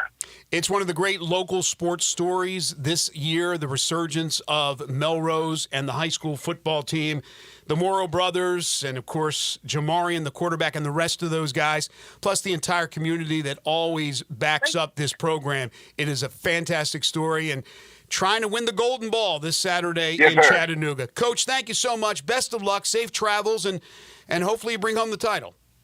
Man, thank you so much for having me, man. Thank you so much. We're Golden Wildcats, so we got to bring back the Golden Ball, man. There you go. It makes sense. Thank you, Coach. Jarrett Morrow, again, he and his twin brother, what a job they've done. Absolutely outstanding. Yeah, again, obviously that's got to be great for him. I mean, coaching with your twin brother and coaching your son as a star player of the team. If you go in a state championship with that's a pretty cool deal for a family to have that, certainly. And again, with all of the Melrose ties, as he said, to have Jamarian playing there now and possibly leading them to a state title, it's a really cool thing. Speaking of really cool things, the Light Garden is back down in Olive Branch City Park, now through January 1st. Amazing display of 3D Christmas lights that you could check out at the Light Garden. And they've got special nights. Of course, they're open every night for you to go, but they got special nights as well, including a chef's night. They've got a 5K they're doing. There's a costume night, a dog night. They've got the New Year's Eve fireworks, karaoke night, these special nights that they have throughout the run. This year, they've also added a winter-inspired mini golf course. There's photos with Santa every single night as well. It's music, there's food, there's shopping, the special nights. It's all at the Light Garden down at Olive Branch City Park. Here's another great thing. All you nurses, teachers, police officers, firefighters, active or retired military, free admission to the Light Garden down in Olive Branch for all of you great folks out there. It's free admission. That's any night, all special events as well. All you got to do is bring an ID to the front gate. Lightgarden.online is the website.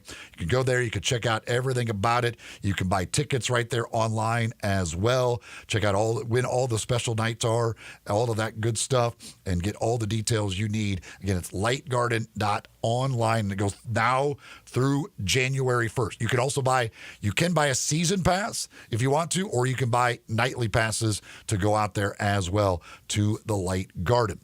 I have 4 tickets for the Light Garden that I will give away right now to caller number 4. 360-8255, 360-8255. 4 tickets to go out, check out this unbelievable display of Christmas lights. Have a good time out at Olive Branch City Park with the Light Garden.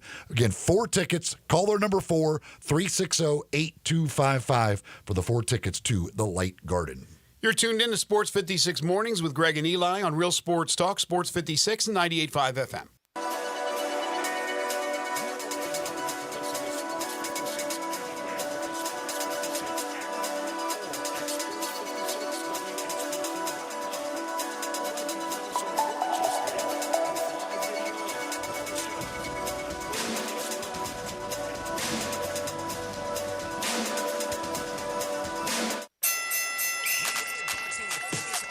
High-energy, full-body workout that utilizes the same equipment and technology employed by Floyd Mayweather to achieve his impressive 50-0 record. The workout features 4 types of heavy bags, treadmills, rows, battle ropes, weights, and much more. Visit Mayweather Boxing and Fitness, located at 2257 North Germantown Parkway in Cordova. Train like a champ. Mayweather Boxing and Fitness. 901-673-1267.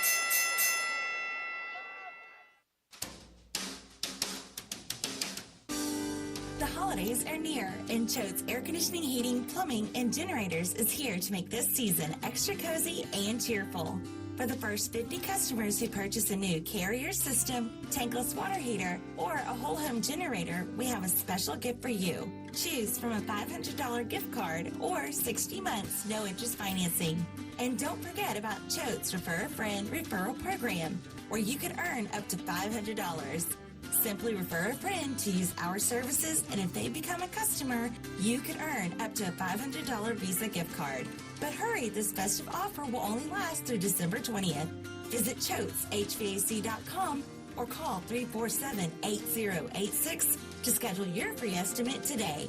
And turn to the experts with Choates and let our family serve your family this holiday season.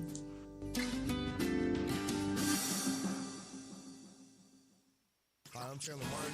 I'm back from the University of Memphis Football. Southern Security, their home team credit union, voted best credit union in the Mid-South for 6 consecutive years. Southern Security offers the latest in technology with our personal teller machines. Our PTMs allow you to speak in real time with the Southern Security team member through two-way live video. The experience and service you trust and know delivered at your convenience. To locate a PTM near you, visit us online at southernsecurity.org or call 901-452-7900. Southern Security is a proud supporter of University of Memphis Athletics, federally insured by the NCUA. Sports 56 traffic. Good morning. Still a bit of volume over here on 40 westbound between Germantown Parkway and Sycamore View Road. It's still a bit busy southbound on Austin Peay Highway, trying to get up on that ramp to I-40. It's just now starting to build over here on Bill Morris Parkway, 385 coming inbound as you work your way towards Ridgeway. Hey, shop now and save during this holiday season at Weimer's Jewelry, so located at 7525 Highway 64. I'm Commander Chuck with your on-time traffic.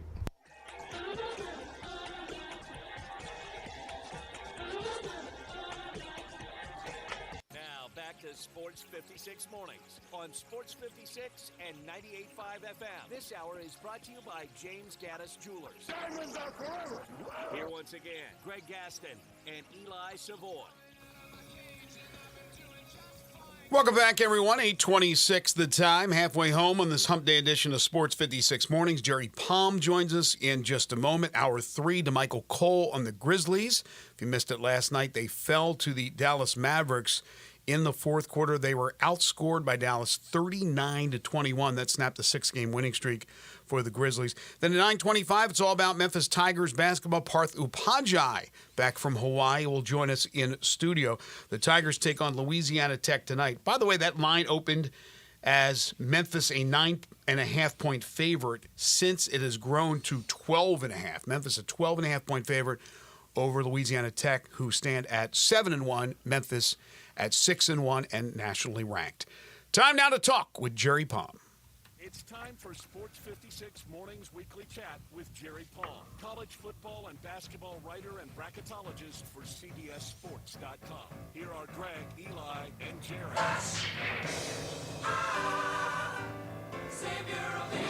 Here's Jerry Palm, CBS Sports and CBSSports.com. You can follow him on Twitter at JPPalmCBS. He joins us every single Wednesday to talk college football and college basketball. Joins us now on Sports 56 Mornings. Hey, JP. Hey, how's it going? Good. I think you're a little happier today than when we texted each other a few days ago because Purdue ended up pulling the trigger after just two. You hate to see anybody lose a job, no matter in what field it is. But 2 years, they made a quick decision to go with a different head coach. I can't say the same for my Maryland Terrapins, but it happened for Purdue. So what do you think as far as a possible replacement for Walters at Purdue? Yeah, to say I'm happy about it is it's basically mixed feelings because you hate to see the program in the condition that it's in. Yeah. You pretty much had to do it, but had to be better if it wasn't necessary. Well, there's, the kind of people that have worked well at Purdue are coaches that have been innovative offensively. Jeff Brom, most recently, Joe Tiller before that. Mm-hmm. So, my guess is they'll look for someone like that, but I don't think they'll limit themselves to that. But there are, is it Helton, the coach at Western Kentucky? Tyson Helton. Yep. That's a guy I know is on the list. Candle at Toledo. They were probably at least looking at Chadwell from Liberty, but I guess he's in line for the UCF job, I think I'm hearing. Okay. and the coach at UNLV we're seeing his name. Yeah, Barry Odom. He's a defensive guy, though. You know, I would think yeah, Purdue would go offense. Their offense, their offense though is pretty good. If he brings his coordinator with him, then that would be. I mean, obviously that's a hire that would have to do something with an offensive coordinator. We've had defensive guys before. Actually, Joe Tiller was a defensive coordinator at Purdue before he went off to become the Wizard of Offense. So right. It was anyways. So yeah, there's some names kicking around out there. Jamarcus Shepard is one of the offensive coordinators at Alabama. He's the name. He's been at Purdue before. His name actually came up last time that this job was open. I don't really think they want someone this time without head coaching experience, so I don't know that he will actually get too far into the process this time, but we'll see. So what did you think of last night's reveal of the rankings? It was pretty much what I expected. I had projected Miami ahead of Alabama. There was certainly a case for Alabama. So, they went with them, and, Alabama played a better schedule, had better wins, one more loss. In particular, the loss to Oklahoma is pretty egregious. It's a complete no-show game. But I can understand,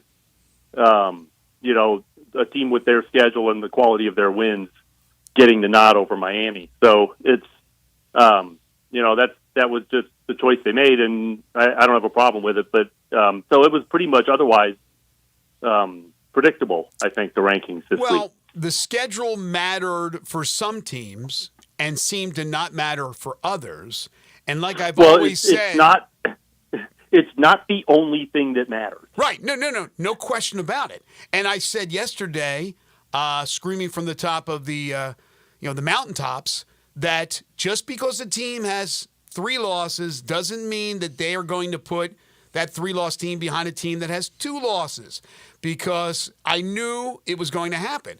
But don't think for a second, I know you get mad every time I bring this up, don't think for a second that Alabama, and I know Miami was a name 30 years ago, but Alabama is a brand.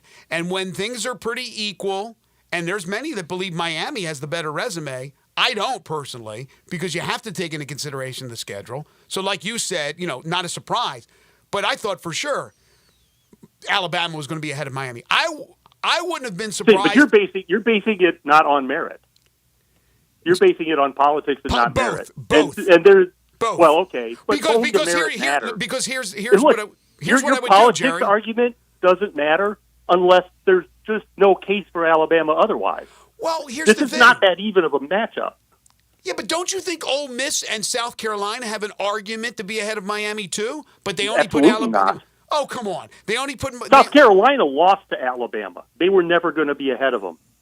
Alabama played a better schedule and has better wins than Mississippi. They were never going to be ahead of them. South Carolina beat Clemson. South Carolina's got 6 straight wins. South Carolina's got. That's great. You can argue they have a better resume than Miami. You can argue Ole Miss has a better resume than Miami. So Miami could have fallen farther, is what you're saying. Oh, I thought you were saying they had to be ahead of Alabama. No. I'm saying that they picked Alabama, and I got no problem. Alabama, by merit and by brand, was ahead of Miami. I thought they were going to be, and they were.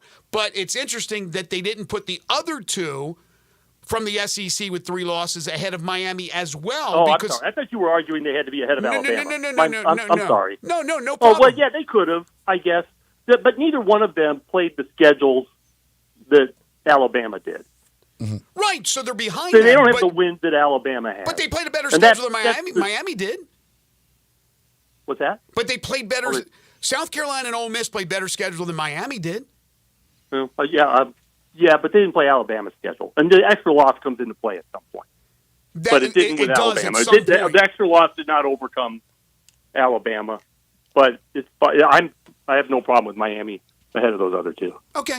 Okay, so what do you think happens if Clemson wins and beats SMU? Everybody and their mom believes, well, I'm going to take that back. Most people believe SMU deserves to get that spot, right? I do. I think you do, Eli, right? But I'm not sold 100% that they wouldn't drop SMU a few spots and have Alabama ahead of them, and Alabama get the at-large. That's if Clemson wins. Everybody that I see writing about this is assuming SMU stays up. That the Clemson game is a play, is to knock Alabama out, basically. Mm-hmm. And that's the assumption. I don't buy that at all. No. I don't buy that at all. Right. So here's the thing with conference championships, and if this happens, by the way, if SMU does drop below Alabama and they're the one that's out, people will scream, from the high heavens. But the problem with that is, and they'll say, well, they were punished for having to play a conference championship game. Well, they were punished for losing a conference championship game in which they were the favorite. So, the committee, over the years, if you lose your conference championship game as the lower-ranked team, and you don't get your boat raced, you don't really move much with a loss. Like if Georgia loses to Texas, and the game's at all competitive, Georgia may not drop at all, unless somebody, moves up ahead of them for some reason. There could be movement from other teams that are playing, but Georgia would probably not be punished much at all. If SMU loses to Clemson, that's an upset of some significance. So SMU is going to drop it. Oftentimes in those cases, and I don't think it would happen here, the team that won jumps the team that lost. And they end up in the middle somewhere. Now, Clemson's got 3 losses, so I don't think that'll happen. But SMU's 11-2 resume with a loss to Clemson looks a lot more like Miami's than it does Alabama's. So then the committee, it might be deciding, are we keeping SMU in the field, behind Alabama, or are we dropping them even below Miami? Which I would say probably not. So SMU might stay in the field, but if they... Well, no, because Clemson would kick them out, I think. So you still got to have Alabama. Clemson. They would be out. Yeah, that's the question. Out. Will they drop them behind Alabama if Clemson wins? Yeah, I think that SMU's resume looks a lot more like Miami's than it does Alabama's, with another loss on it to Clemson. So, yeah, I think that there's at least a 50-50 chance SMU would be out with a loss. Okay. And the score matters. If they lose, a tight game, that's different than if they get beat by 14 or 30, Well, I certainly think, but if they do, especially if it's close, and they're only a 2.5-point favorite, so it's not like we're talking about a 10-point favorite losing the game here. But what that says a lot about what people feel about these two teams, though. They should, SMU, if SMU's, maybe it's brand, and how gambling lines can be certainly about that. Because it's the public money, and the public isn't as familiar with SMU, maybe, but the fact that they're a 2.5-point favorite in a gap like this with the kind of year Clemson's had says something about how the public feels about SMU in general. I don't know. I think they should be favored by more, but I won't be surprised if they get beat. If they were to drop them all the way out, especially if they lose a close game, that goes against what Warden Manuel has been saying, because he's been saying they're treating the conference championship games as a reward. So, like, if you're going to drop a team from 8th all the way out based off losing one of those, that seems like they're not treating it as a reward. Well, maybe, but there's no way they lose and hold their spot like lower-ranked teams losing do. I mean, the game does matter. Well, I'm just telling you how the committee has behaved in the past. And the reward comment, I think, is really more about the lower-ranked teams than the higher-ranked teams. I mean, I could see dropping them a little bit, but dropping them all the way out from number 8 would be... You're only talking about 3 spots. You're only dropping them 3 spots to get below Alabama, right? I know, but you're dropping them behind 2 teams that didn't play that week. We just sat there at home and said, okay, thanks for losing, SMU. We move up. They just take SMU. From what they have said off of the way they act like they're going to, and we don't know because they haven't done it, but the way they act, the way they're going to treat the conference championship games, I would be surprised. And again, now if they get blown out, I think that's a whole different ball of wax. But I'm just telling you what the committee has done in the past is when the higher ranked team loses, they drop. And sometimes behind the team that beats them. Especially later in the year. I don't think that'll happen in this case. So if he's going to treat SMU losing the conference championship game as nothing, then that would be a complete change in philosophy from what this committee has done since 2014. Yeah, look, which they can do. It's their committee. Miami dropped 6 spots, losing on the road at Syracuse. They dropped 6 spots. It would not be shocking whatsoever if SMU loses this game that they drop to 12 and Alabama moves up and they're ahead of them. I would not be surprised. And look, if it does, I hope it happens. They could drop behind Miami, although I don't think they would. I mean, it's not like they played each other. They could, but it wouldn't SMU matter. won the regular season, but it's not like they played each other. Yeah, but there's one spot left. And what I'm saying is I've stuck with 4 SEC teams from the beginning. I could be wrong. It looked like I was going to be wrong. Then the committee puts them ahead. Now, if Clemson upsets, they're stealing somebody's spot, but there's still 1 spot left. I would not be shocked, again, if SMU is behind Alabama and Alabama gets in. I would not be shocked. Nobody should be shocked if that happens. I'll go so far as to say that if that actually happened, I'm probably going to project SMU behind Alabama, not because they're Alabama, but because their resume looks a lot more like Miami's than it does Alabama's. Yeah, but can people finally agree with my brand theory? No, still not? Not until something happens where there's no other justification for it. The ACC will. Jim Phil's going to lose his mind if that happens. I mean, they're already mad about the Miami thing. He will absolutely lose his mind, and they don't care. I don't know. Jim Phillips. I don't know what to tell him, but that I'm the only person who thinks that an SMU loss hurts them more than anyone else thinks. And now, obviously, Greg, but you think they'll be behind Alabama because Alabama's Alabama. But I think they'll be behind Alabama because they look a lot more like Miami than they do Alabama. Yes. No, I agree with you on that. I'm not saying it's not all brand, but brand helps. There's a difference between Alabama, South Carolina, Ole Miss, and 2024 Miami compared to 1995 Miami. There's a difference, but you have to have the resume to go with it. But that's their point. I'm not going to believe brand matters. You know when brand mattered? Last year when they jumped Alabama over Florida State. That's when brand mattered. Yeah, but I'm saying it's always there. They're humans. The problem, though, and the problem they face with that is that as far as the resume, there's a lot of teams up there that don't have good wins, but are going to be in. Indiana. I mean, Indiana's the poster child for that.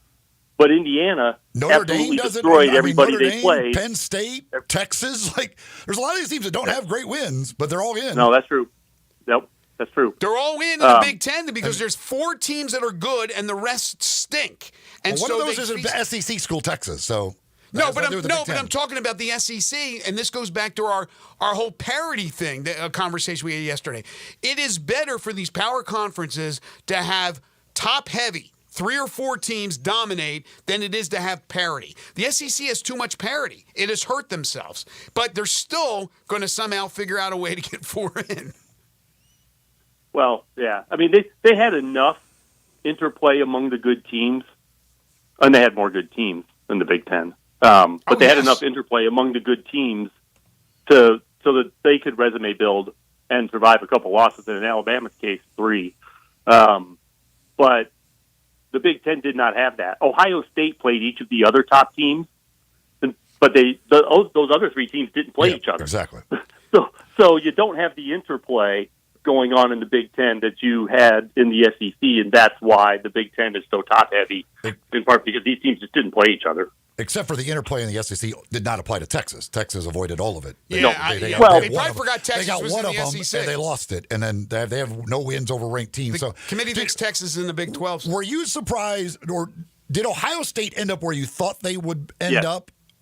Yeah. The only prediction of any note that I got wrong was Miami ahead of Alabama. Otherwise, I had the order correct down to Alabama and Miami, and I had most of the bottom correct. I mean, I had a lot of correct projections. And you believe Ohio State stays ahead of Tennessee because of the Penn State and Indiana wins, despite a bad loss? The top 10 wins. Mm-hmm. The top 10 wins. Yeah, but and Michigan is not really considered a bad. They're unranked, and it's not the worst loss in the world. Michigan. But you know what? Ohio State beat up on Indiana. Indiana is a good team. They're beating up on everybody, but those teams are all mediocre that they beat up on. When they played a good team, Ohio State, they lost. Penn State is not as strong as their resume would indicate, in my opinion. But Tennessee, they beat Alabama. I mean, Tennessee's pretty darn good, but they're always staying behind those Big Ten teams. I think they have a better resume than some of those But teams. again, Ohio State has 2 top 10 wins. Yeah. You just don't like those teams. But they're you don't 2 like top those 10 teams, wins. but they're Yeah, still I 2 don't- top Well, 10 they wins. are, but again, I don't. Okay, but you can't just say, I don't think, but I mean, in the end, they're 2 top 10 wins. What I'm looking forward to is road games, and that's basically, barring something changing above them, that's basically a home versus road situation for those two teams, right? They're matched up either way. Let's talk about Alabama. Okay, let's talk about the great resume of Alabama. Okay, I know Vanderbilt was a darling for a while, but Vanderbilt's not in the top 25. Vanderbilt faded at the end of the year. 6-6. They went to Nashville and lost. Okay, they lost that game. They got killed at Oklahoma, a mediocre that's the game team that bugs me. that gets them a 6th win and gets them I can't believe they're even in a bowl game, Oklahoma. Alabama scored 3 points against them. All right, Alabama, that's a stunning game. They did That's beat complete Georgia, no-show. but nearly melted down and nearly lost that game. They did beat South Carolina by 2. At 2 at home, Ole Miss crushed South Carolina and Columbia. So this Alabama resume is not great. So that's why I'm saying. I agree. That's why I'm saying. Okay, they got some wins on here, but they're a little inflated, and it's they're all at home. Alabama. It's all at home, and it's Alabama. It's still Alabama. But they have more ranked wins and more wins against 500 teams, which is exactly what Ward Manuel said won the night. Well, I'm going to complain about some of the teams. Miami that are has ranked. 0 of the ranked. Yeah. Well, again, if you want to just say, well, that team shouldn't be ranked, so that shouldn't count as a ranked win. But the bottom line is it's a ranked win. Well, sometimes you have to use your eyes, right? You have to use your So intelligence. you think Penn State should be what? Ohio State beat them. Who do they got projected as Penn? Okay, Penn State would play Arizona State. They probably lose to Arizona State. Penn State is not a good team. They're just not a good football team. I'm telling you, the Big Ten has 3 really good teams, 1 pretty good team, and the rest are horrible. You can attest to that, Jerry. I mean, you're Purdue, Maryland. Who are the 3 really good teams?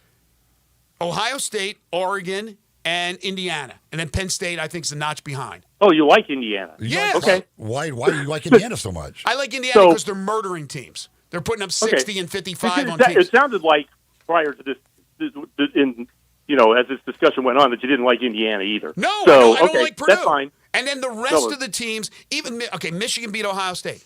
That's horrible for Ohio State to lose that game at home to Michigan. That's a mediocre Michigan team after winning a Natty last year. Certainly by all the by rest, their Nebraska, Iowa, Michigan State, Maryland, Rutgers, they're horrible. I'm telling you, my team's in that league.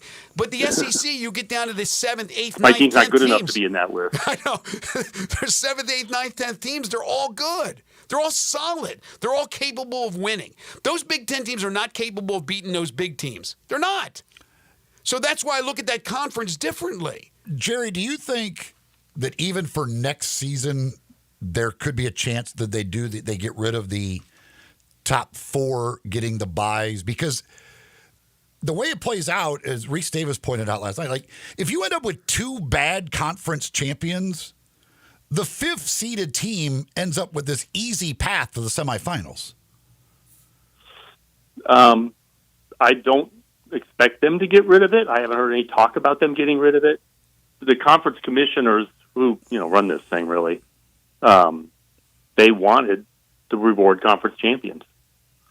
So I think we're going to continue to see them reward conference champions until the thing just blows up. Well, at least through 2015, right? Until the contract's done. You can reward them by saying you're 25, in. sorry.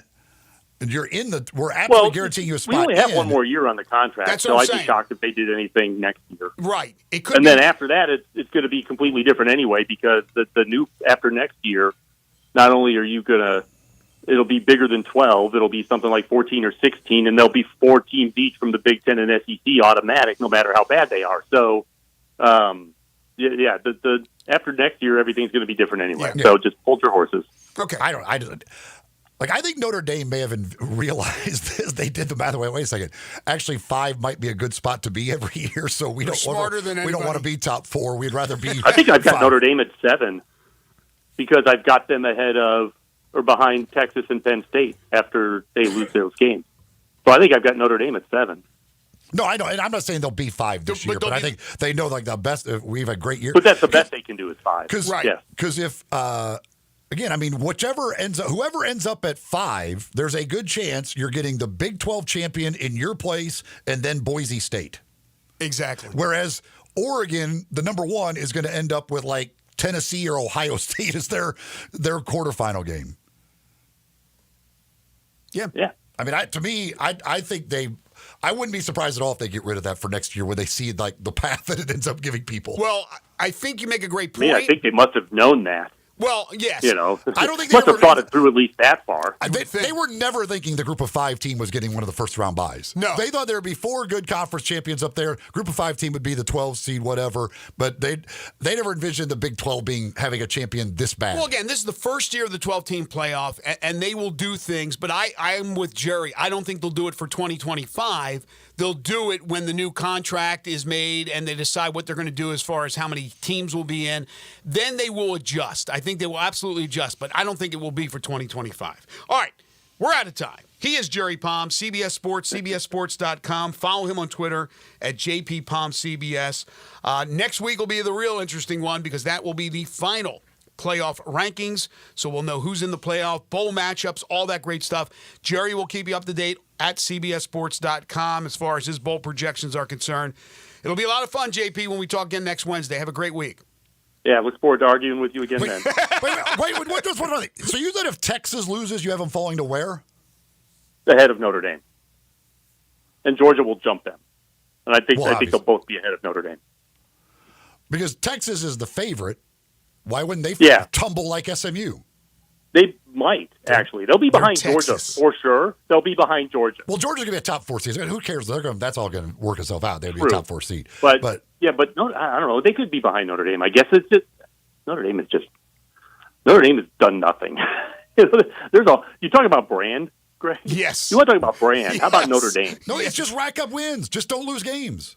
Literally go 12-0 against nobody. Jerry, we're not arguing. We're having heated discussions. That's what we do every week. Thank you, JP. Have a great week. All right, talk to you later. Take care. It's just again, it's wins. Notre Dame has 1 loss. And then that's the key for them. 1 loss, you're in. They're not going to drop a 1-loss team behind a 3-loss team. Right. But then you have to dissect the schedule, too, which they're not doing for all teams equally. Yes, on paper, it was going to be there's just imperfections on all of it. It was going to be a tough schedule for Notre Dame. But Notre Dame ends up playing teams that were not as good. They should leave Notre Dame out? No. I mean, again, what are they going to do with Notre Dame? They're 11-1. Notre Dame has its own rules. Texas is up there at number 2. If any of these teams, I'm just sick of one program. Notre Dame has done a hell of a lot more than Indiana. I'm just sick of one program controlling everything. Well, not controlling everything, but not having to abide by the rest of the rules. It's like all you kids can go out there and do this, but this one kid, he can do some other stuff too. He can do whatever the hell he wants. The rules are different for them. All right, we'll take a quick break. Come back, wrap up hour 2. This is Sports 56 Mornings with Greg and Eli on Real Sports Talk, Sports 56, 98.5 FM. Join the voice of the Tigers, Dave Woloshin, for Wolo and Friends. Weekday mornings from 10 to 11, here on Sports 56 and 98.5 FM. Because it's Christmas, Family Leisure needs your help. Family Leisure has inventory that is off the move because you know it's Christmas. So don't wait. You can complete your ultimate game room with a new pool table, a new shuffleboard, new arcade games, or just get all of them for Christmas. Tons and tons of theater seating, overstock, or a place to move. 'Tis the season for fire pits. And all fire pits at Family Leisure are now 20 to 30% off. You say you didn't get a spa this year? Let's say no more. Spas are in stock, ready for Christmas delivery, and up to $1,500 off. These are just a few of the deals happening right now for Christmas. Just come on by and check out their gigantic showroom. You never know what kind of deal you're going to find. Family Leisure. With loaded I-40 where family and fun come together for Christmas. Family Leisure, 2120 Whitten Road in Memphis, right off I-40. You or someone you know or care about has dealt with a difficult divorce. When facing divorce, you need the attorneys at Rice Law. Nick and Larry Rice lead the firm with 3 generations and 7 decades of experience. Located in Memphis, serving the entire state of Tennessee and North Mississippi. Rice Law is who you need to call. Simple or difficult divorce, they know how to handle it. Call Rice Law at 901-526-6701, or for more information, visit them at aboutdivorce.com. That's aboutdivorce.com. Simple, smooth, and every sip as easy as the last. Tito's handmade vodka tastes just as good with tap water as it does your favorite mixer. Back in the day, Tito distilled, hand-bottled, taste-tested, sent out to a few friends, and taste-tested again to give you the finest juice around. No frills, no flavors, no fancy labels, just the good stuff, just Tito's. For recipes, videos, and more, visit Tito'sVodka.com. Distilled and bottled in Austin, Texas. 40% alcohol by volume, 80 proof, crafted and savored responsibly.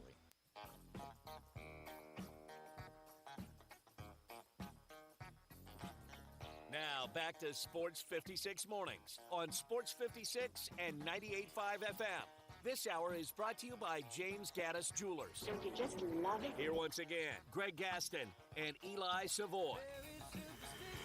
Coming up in hour number 3, we'll talk Grizzlies with DeMichael Cole, and then we'll talk Memphis Tigers basketball with Parth Upadhyay. I love this tweet from our good buddy Aaron Torres, friend of the show. So just to get it straight, a win over a top 12 Clemson team on the road, which feels like a pretty big piece of a resume, especially this time of the year, moves South Carolina up 1 spot. A win over 5-6 Auburn at home moved Alabama up 2 spots. The rig is in. From Aaron Torres. I don't know if there's a rig. We said top 12. Clemson's not top 12. Whatever he just said.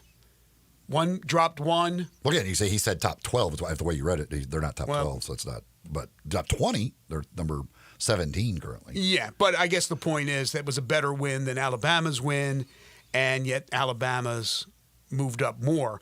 But, yeah. Alabama also has a win over Georgia, who destroyed Clemson. Again, but they're supposedly going week to week. I don't know what they're doing, to be honest with you. I got a text here from Matt. He says the committee specifically mentioned Alabama's win over ranked teams and their wins over 500 teams. How do these metrics match up with Ole Miss and South Carolina? Alabama has 3 ranked, 6 500 or better. Ole Miss has 2 ranked, 4 500 or better. South Carolina has 2 ranked, 3 500 or better. So Bama's better than, if you look at, if that's the thing. And again, and that's what Warde Manuel, one of the things obviously they looked at. And Bama is better than both of those in those metrics. Well, the one thing about South Carolina, and this is what I said all week leading up to the rankings, or all week, Monday and Tuesday's show, before the rankings came out last night, was that, I'm sorry, South Carolina played Alabama and lost, played Ole Miss and lost. They were going to be behind those two, and they were behind those two. I'm not saying that's the only reasoning, but to me, it just makes sense. Use your eyes, use your head. They beat them head-to-head, and they have the same exact record. Another texter says, until these conferences turn on Notre Dame, we will have this conversation every year. No, I mean, again, Notre Dame. We always have the conversation about Notre Dame. They're right. If Notre Dame racks up 11-1 records, yeah, they're going to be in every year. But they'll never be a top 4 seed. If Notre Dame was 10-2, we don't know where they did. There's a good chance they would be in the same situation as Miami and probably be out. But we don't know that because they're 11-1. So it is what it is. We don't know what they would do with 10-2 Notre Dame this year. We only know what they'll do with 11-1 Notre Dame. And again, any team in the nation that's 11-1 is in. Indiana has done nothing other than they blow out teams. Notre Dame has blown out a bunch of teams. If you're 11-1, you're in. What would be your educated guess? Again, this is hypothetical. If Notre Dame had lost the last second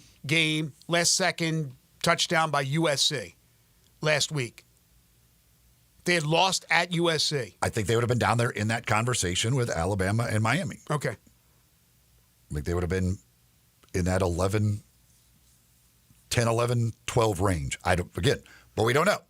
That's just a hypothetical that we'll never know what would have happened had that happened. But, yeah, Notre Dame has a terrible loss on their resume. There's no doubt. When you're talking about losses, that's the worst one there could possibly be.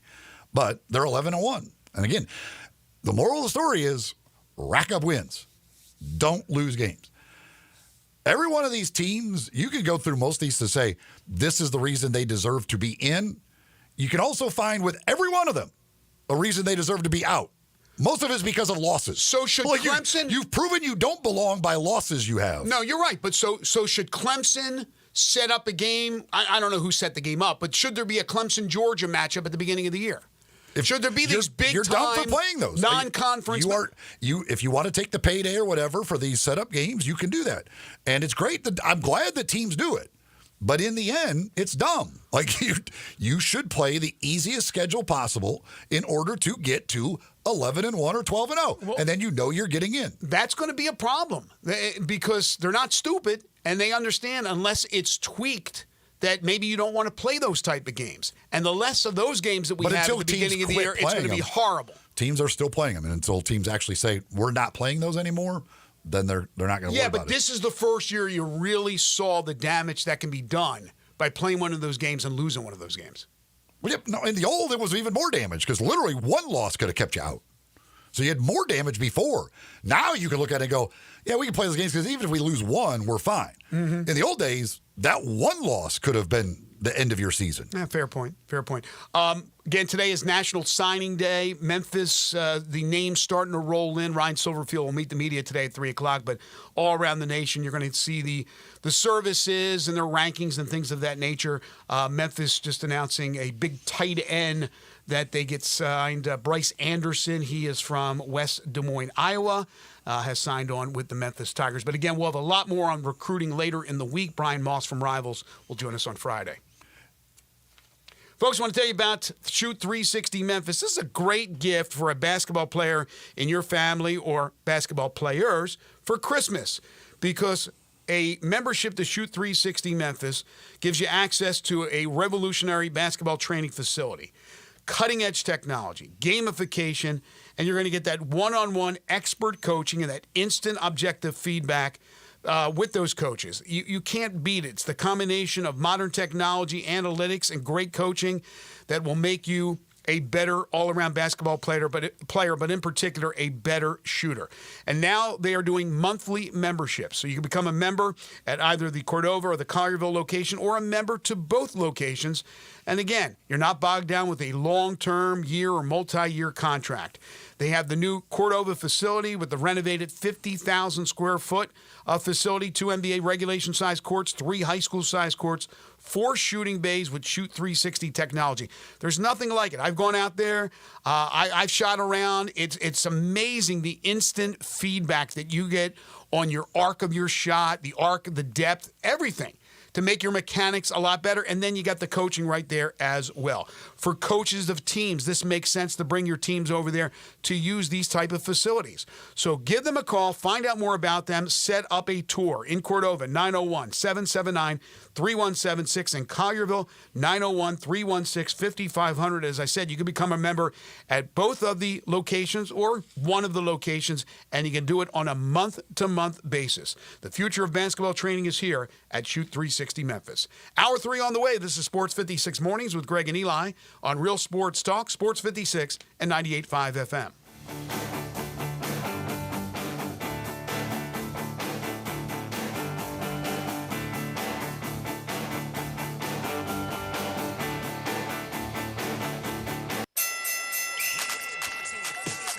High energy, full body workout that utilizes the same equipment and technology employed by Floyd Mayweather to achieve his impressive 50-0 record. The workout features 4 types of heavy bags, treadmills, rows, battle ropes, weights, and much more. Visit Mayweather Boxing and Fitness located at 2257 North Germantown Parkway in Cordova. Train like a champ. Mayweather Boxing and Fitness. 901-673-1267.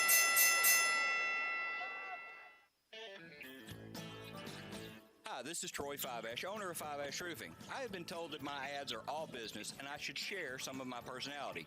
Okay, I love tongue twisters, like the one about the terrific tasting toast by Taste Tester Toaster, or Big Black Bugs, Bleed Blue Blood, and of course Sally and her seashells. Or of course the ever-present I'm a Mother Pheasant Plucker, I plug Mother Pheasants.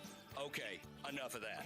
If you want an honest, fair, reasonable roofing, siding, or gutter estimate, call Five-Ash Roofing at 367-0050. That's exactly what you'll get. No empty promises, no high-pressure sales tactics, and no fast-talking salesman trying to convince you that today and only today is the best day for you to get a new roof. For the record, the best day to get a new roof is when you're ready for one.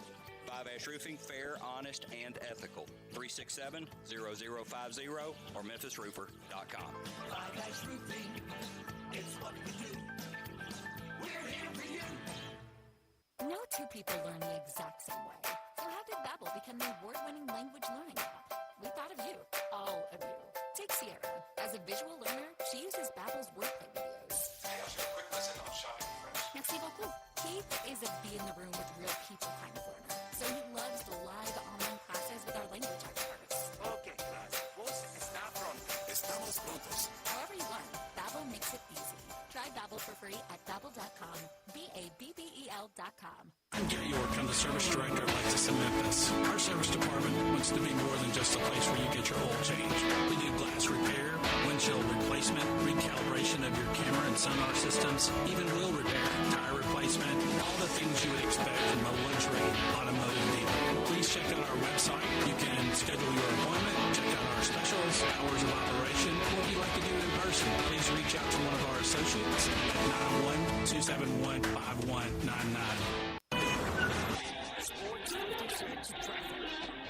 Good morning. MPD is out here clearing up a couple of wrecks. There's still some volume over here on 40 East and westbound around Sycamore View Road. It's busy in the Midtown area now. Here comes that traffic. 240 northbound up by Lamar. 40 East has picked up also across the Hernando de Soto Bridge over from West Memphis. Shop now and save during this holiday season at Weimer's Jewelry, 7525 Highway 64. Shop local and you'll save a lot of money. I'm Commander Chuck with your on-time traffic. This is Original Sports Station. We are Sports 56, WHBQ Memphis, and W253 DF Memphis.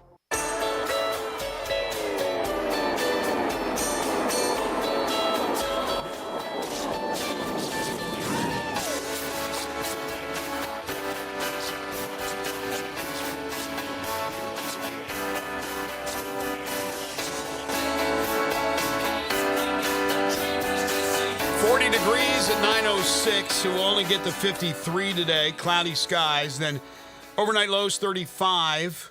Tomorrow your high just 38 degrees with sunshine and 42 on Friday. Sunshine. That's the good news, the sunshine, but the temperature very brutal. Jenkins Floors and More is the third hour sponsor of Sports 56 Mornings.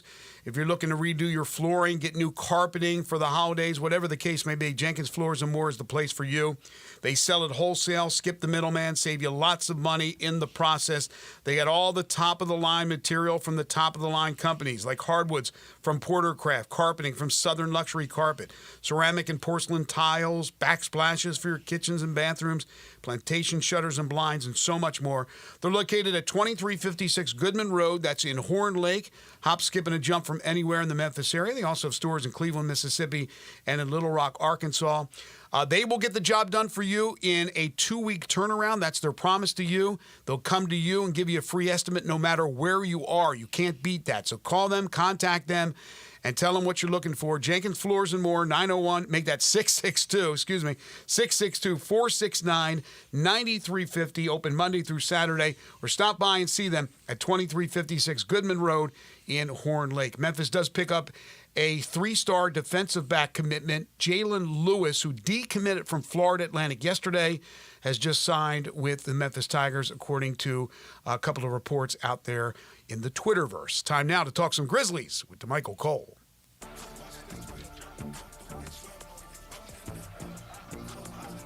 It's time to talk some Grizzlies basketball.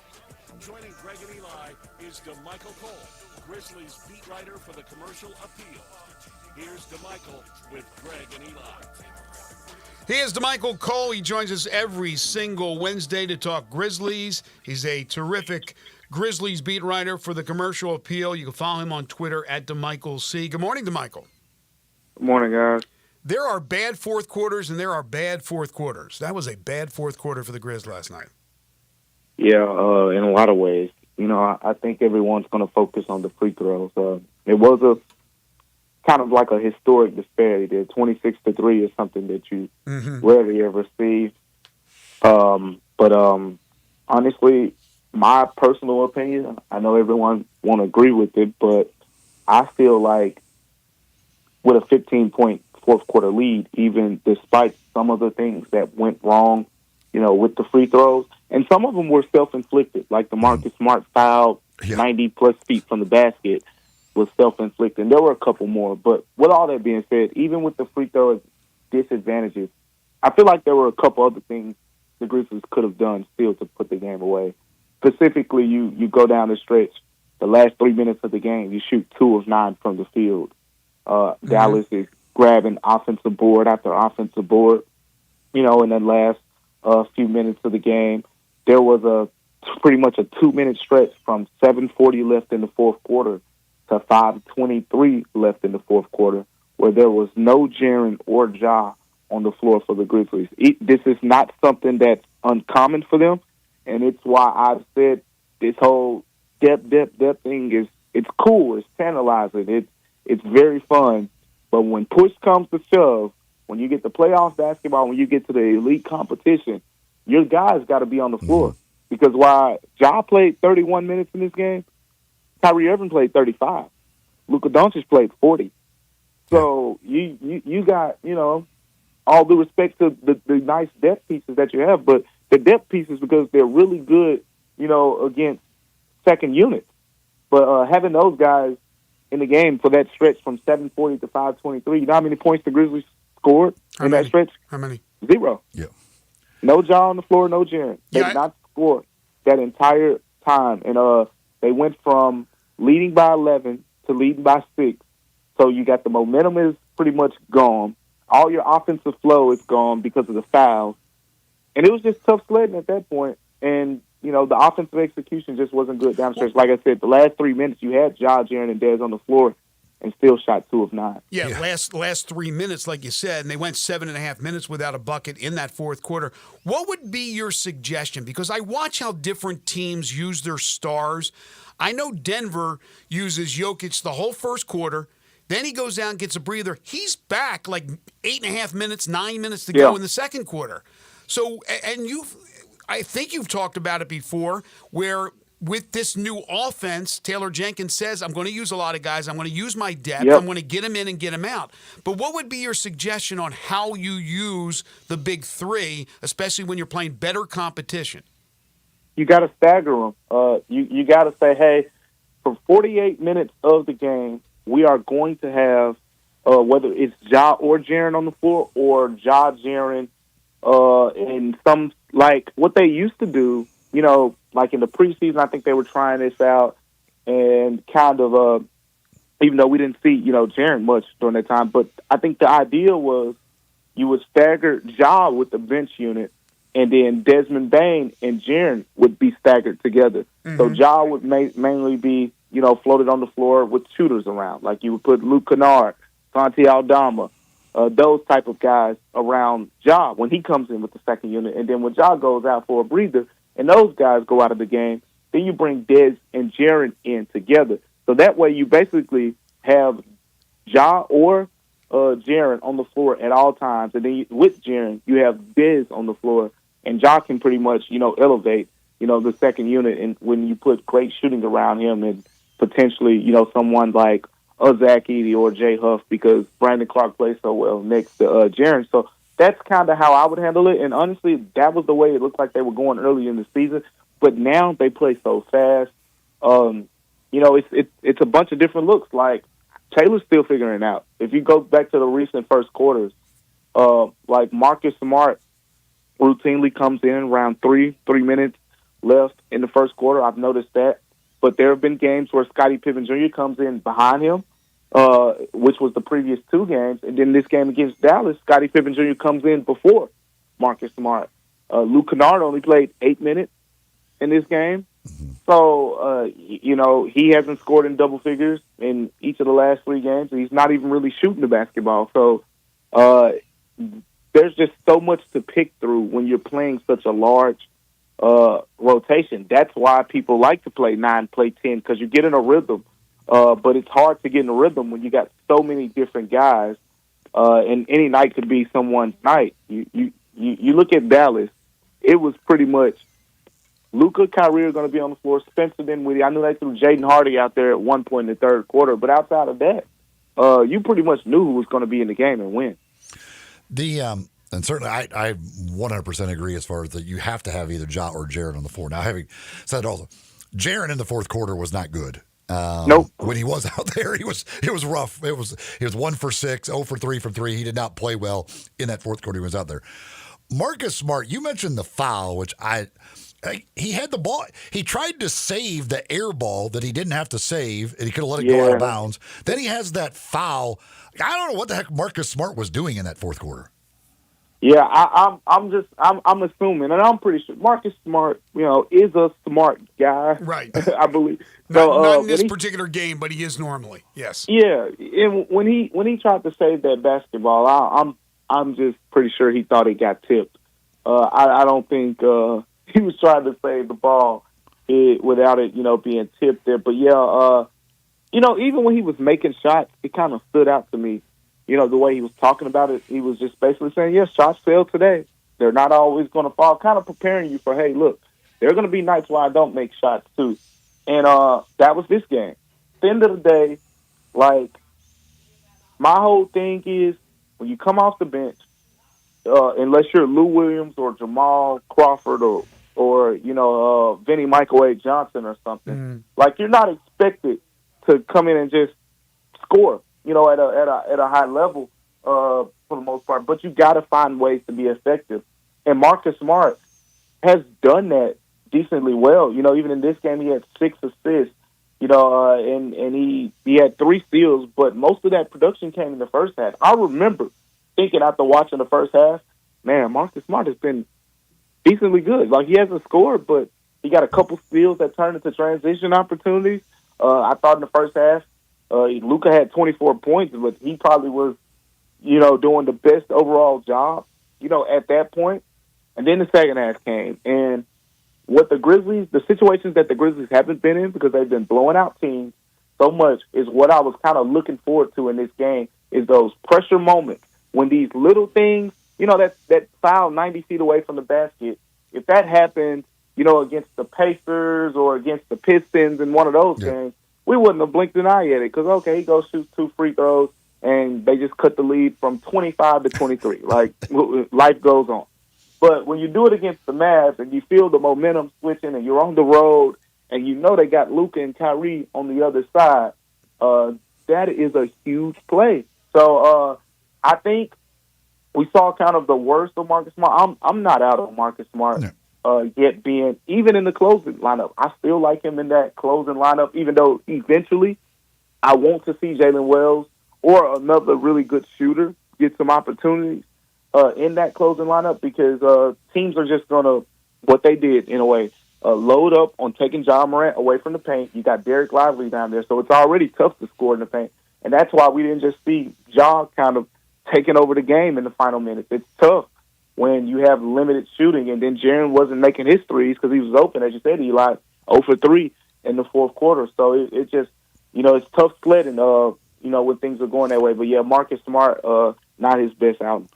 You mentioned Kennard and just over 6 minutes played last night. I don't know, it's weird because, Kennard, everyone knows what he is. He's a shooter. That's what he is. Yep. That's the only thing he's good. That's what he does for you. And he can bring the ball up and do a little other stuff. But mainly, he's a shooter. To me, on a night where, especially in that fourth quarter, where shots aren't falling, how about try and give Luke Kennard a shot? It's weird how he has kind of gotten pushed down that rotation. Yeah, but if you watch when he was in there, he wasn't shooting. He took one shot. He's pump faking a lot. And, I don't think he passed up necessarily some great looks, but he passed up some decent looks. And I always, you get the best opinions on players, I feel like when they leave teams or when they're traded or, from old teammates because they become a little bit more unfiltered. And when I talk to people about Luke Kennard, they used to say, man, when he was with the Clippers, we used to always say, you got to shoot it more. You got to shoot it more. You got to shoot it more. And in the Memphis kind of brought that out of him for a while. They kept saying, he'd shoot 10 3-pointers. They say, well, we want you to shoot more than 10. But now you're seeing with this team being so deep and so unselfish, you're getting, like you said, Luke Kennard playing 6 minutes and taking one shot, one 3-pointer, passed up a couple looks. And now, with all that being said, he has 0 points, he has 0 assists, he has 0 blocks, 0 steals. Like, there was just no impact from him in that game, and he was -8. So, in a way, he's not getting in a rhythm, I feel like. Yeah. But at the same time, you need Luke Kennard to come in and shoot. You know, because if he's not shooting, that takes, like you said, that's his skill. That's the specialty That's what he skill does. that he brings off the bench. A shooter who doesn't shoot, yes, is a useless shooter. DeMichael Cole joining us on the Sissy's Log Cabin guest lines. Of course, you can follow him on Twitter at DeMichael C. and read all his great stories on the Grizzlies at the Commercial Appeal. Okay, so let me ask you this.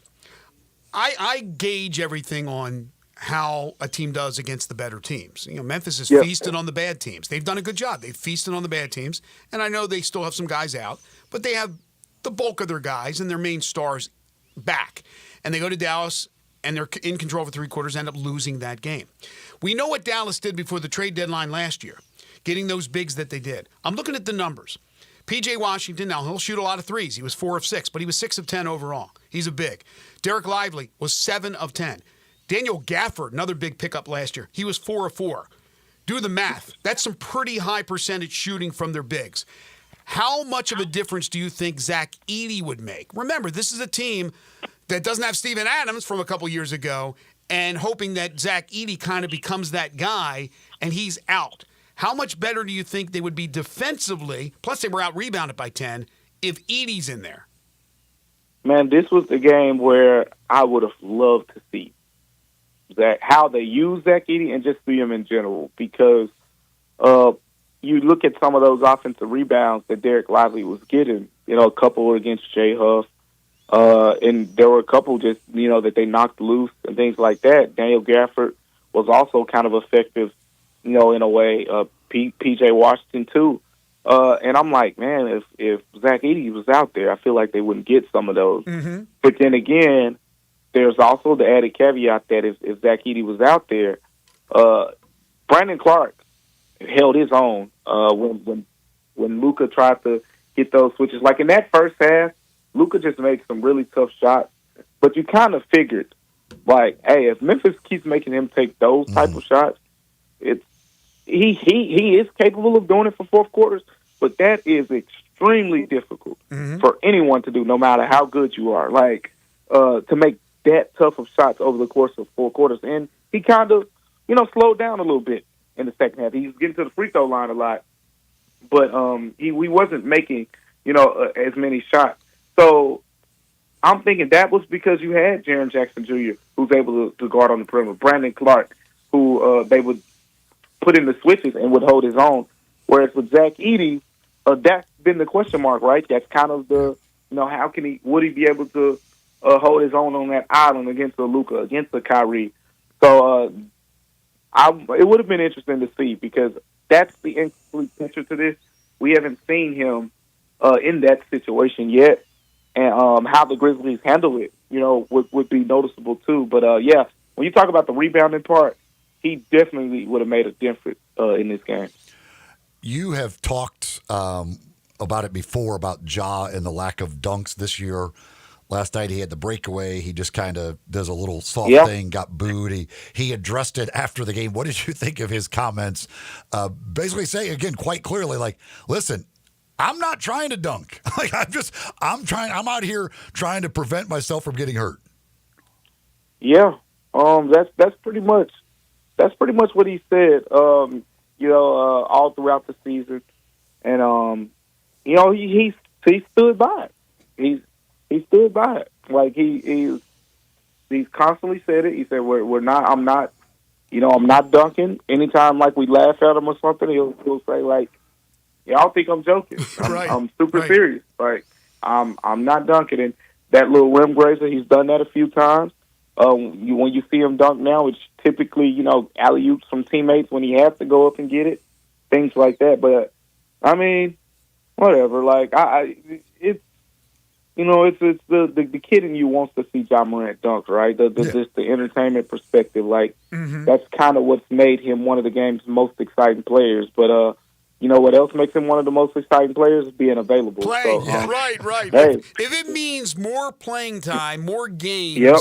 we'll It's trade worth it. that in any day of the week, right? I mean, It's worth it. and for he sure. still does things that aren't dunks that you just. Oh, he's not just a dunker. Yeah, right. For sure. Did you go? Did he really do that? Did he just make that kind of pass? So he's still Mr. Entertainment, even if he's not dunking as much as he usually does. He is DeMichael Cole, Grizzlies beat writer for the Commercial Appeal. Follow him on Twitter at DeMichaelC and catch him every Wednesday talking Grizzlies with us right here on Sports 56 Mornings. Thanks, DeMichael. We'll talk to you next week. All right, take care, guys. You too. Fleet Feet, the place to go to get all your running gear. Go see the folks at Fleet Feet at either one of their 2 locations out in East Memphis in the Laurelwood Shopping Center, out in Collierville, Poplar, New Levy, next door to Huey's. This Saturday is the St. Jude Marathon, so lots of runners getting ready for that. If you need to get any gear to get ready, go see the folks at Fleet Feet at either one of those 2 locations, and they can take good care of you, whether it be the shoes or whatever. Shirts, hats, whatever, all that type of stuff. They've got everything you need. If you've got a runner on that Christmas gift list, go see the folks at Fleet Feet. If you don't know exactly what they want, get them a gift card. They're going to love an opportunity to go to Fleet Feet and get whatever it is that they might need. Again, Fleet Feet, 2 locations online also, fleetfeetmemphis.com. They're on social media where they keep you up to date with all the things they've got going on at Fleet Feet. Memphis football just got a commitment, a signed letter of intent from a burner, and they were talking about the lack of speed this year. The coaches, every week I meet with these guys, they talk about, we wish we had more speed. Well, they get a 3-star wide receiver, Raheem Hutchins Jr. He's out of Houston, Texas. He is an absolute burner. So good pickup there for Ryan Silverfield and company. Somebody once said they had a need for speed. A need for speed. That sounds great. They should use that in a movie, some sort of movie. All right, when we come back, Parthu Pajai joins us in studio. We'll talk Memphis Tigers basketball. They're back on the home floor tonight at FedEx Forum. This is Sports 56 Mornings with Greg and Eli on Real Sports Talk, Sports 56 and 98.5 FM. Broadcasting from the Family Leisure Studio, we are Sports 56 and 98.5 FM. So you're sitting there at your desk feeling trapped in your house, working from home, and you can't stop thinking about breakfast. Do you have anything to eat in the house? More importantly, it's not like anyone is watching you. Who's going to know if you sneak off to Sunrise on Jefferson or Sunrise East on Poplar and grab a quick bite to eat? You don't even have to eat in at Sunrise. Both locations will gladly prepare you a great meal to go. Your desk at home is going to feel a lot better when you're tucking into breakfast, or lunch for that matter, from Sunrise. Want to make this the most unforgettable Christmas in Genesis time?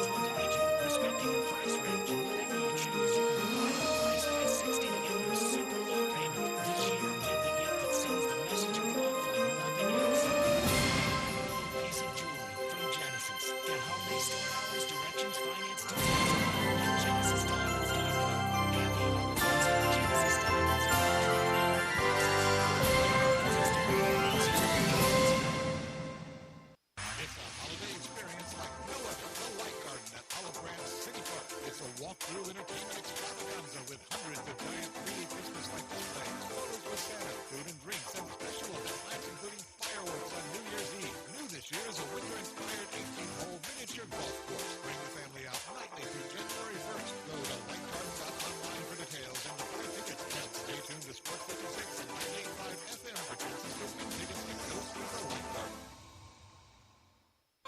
Rock and Roll Hall of Famer Felix Cavalieri.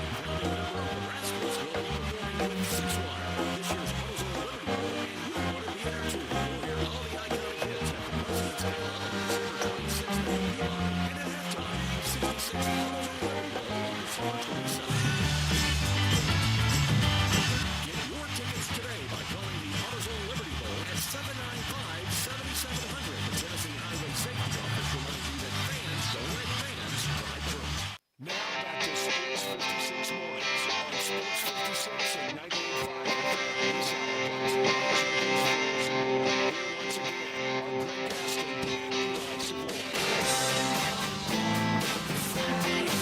Welcome back, everybody. 9:29 is the time. Tomorrow on the program, we'll have the AutoZone Liberty Bowl Inside College Football Hour with Harold Grader, and perhaps we'll get a little bit more detailed information on who may play in that game. We won't find out for sure on Sunday, but we'll talk to Harold about that and all things college football. Right now, it's time to talk some Tigers hoops with Parth Upadhyay. It's time to talk Memphis Tigers basketball. Joining Greg and Eli is Parth Upadhyay, the Tigers beat reporter for the Daily Memphian.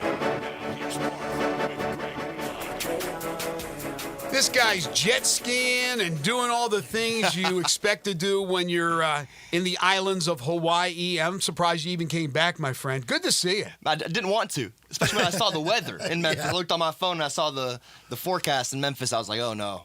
How was the weather out there? Beautiful as usual? It was beautiful, man. It was beautiful. It was rainy a couple days, but, high 80s, sunny for the most part. Just gorgeous weather. Did it blow your mind? We tried to tell you a little bit about what you were going to expect to see at Lahaina in that Civic Center.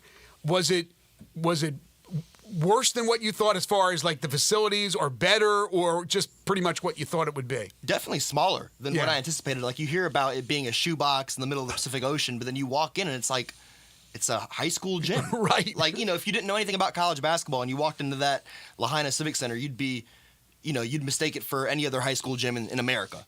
And it's amazing. And all those great programs are there. Man, all those great programs. And, once the games ramp up and when you're in the thick of it, it feels like a big-time college basketball atmosphere. Yeah. And I think that's the most special thing about it. Which team do you think had the most fans there? Man, there was I forgot if they did a poll or if there was some kind of survey or whatever that recorded that stuff. But I want to say it was UConn. Really? Okay. Boy, that's just tough for them. They were disappointed. I want to say it was UConn, but, in that first game where Memphis obviously opened the tournament against the Huskies, you wouldn't be able to tell.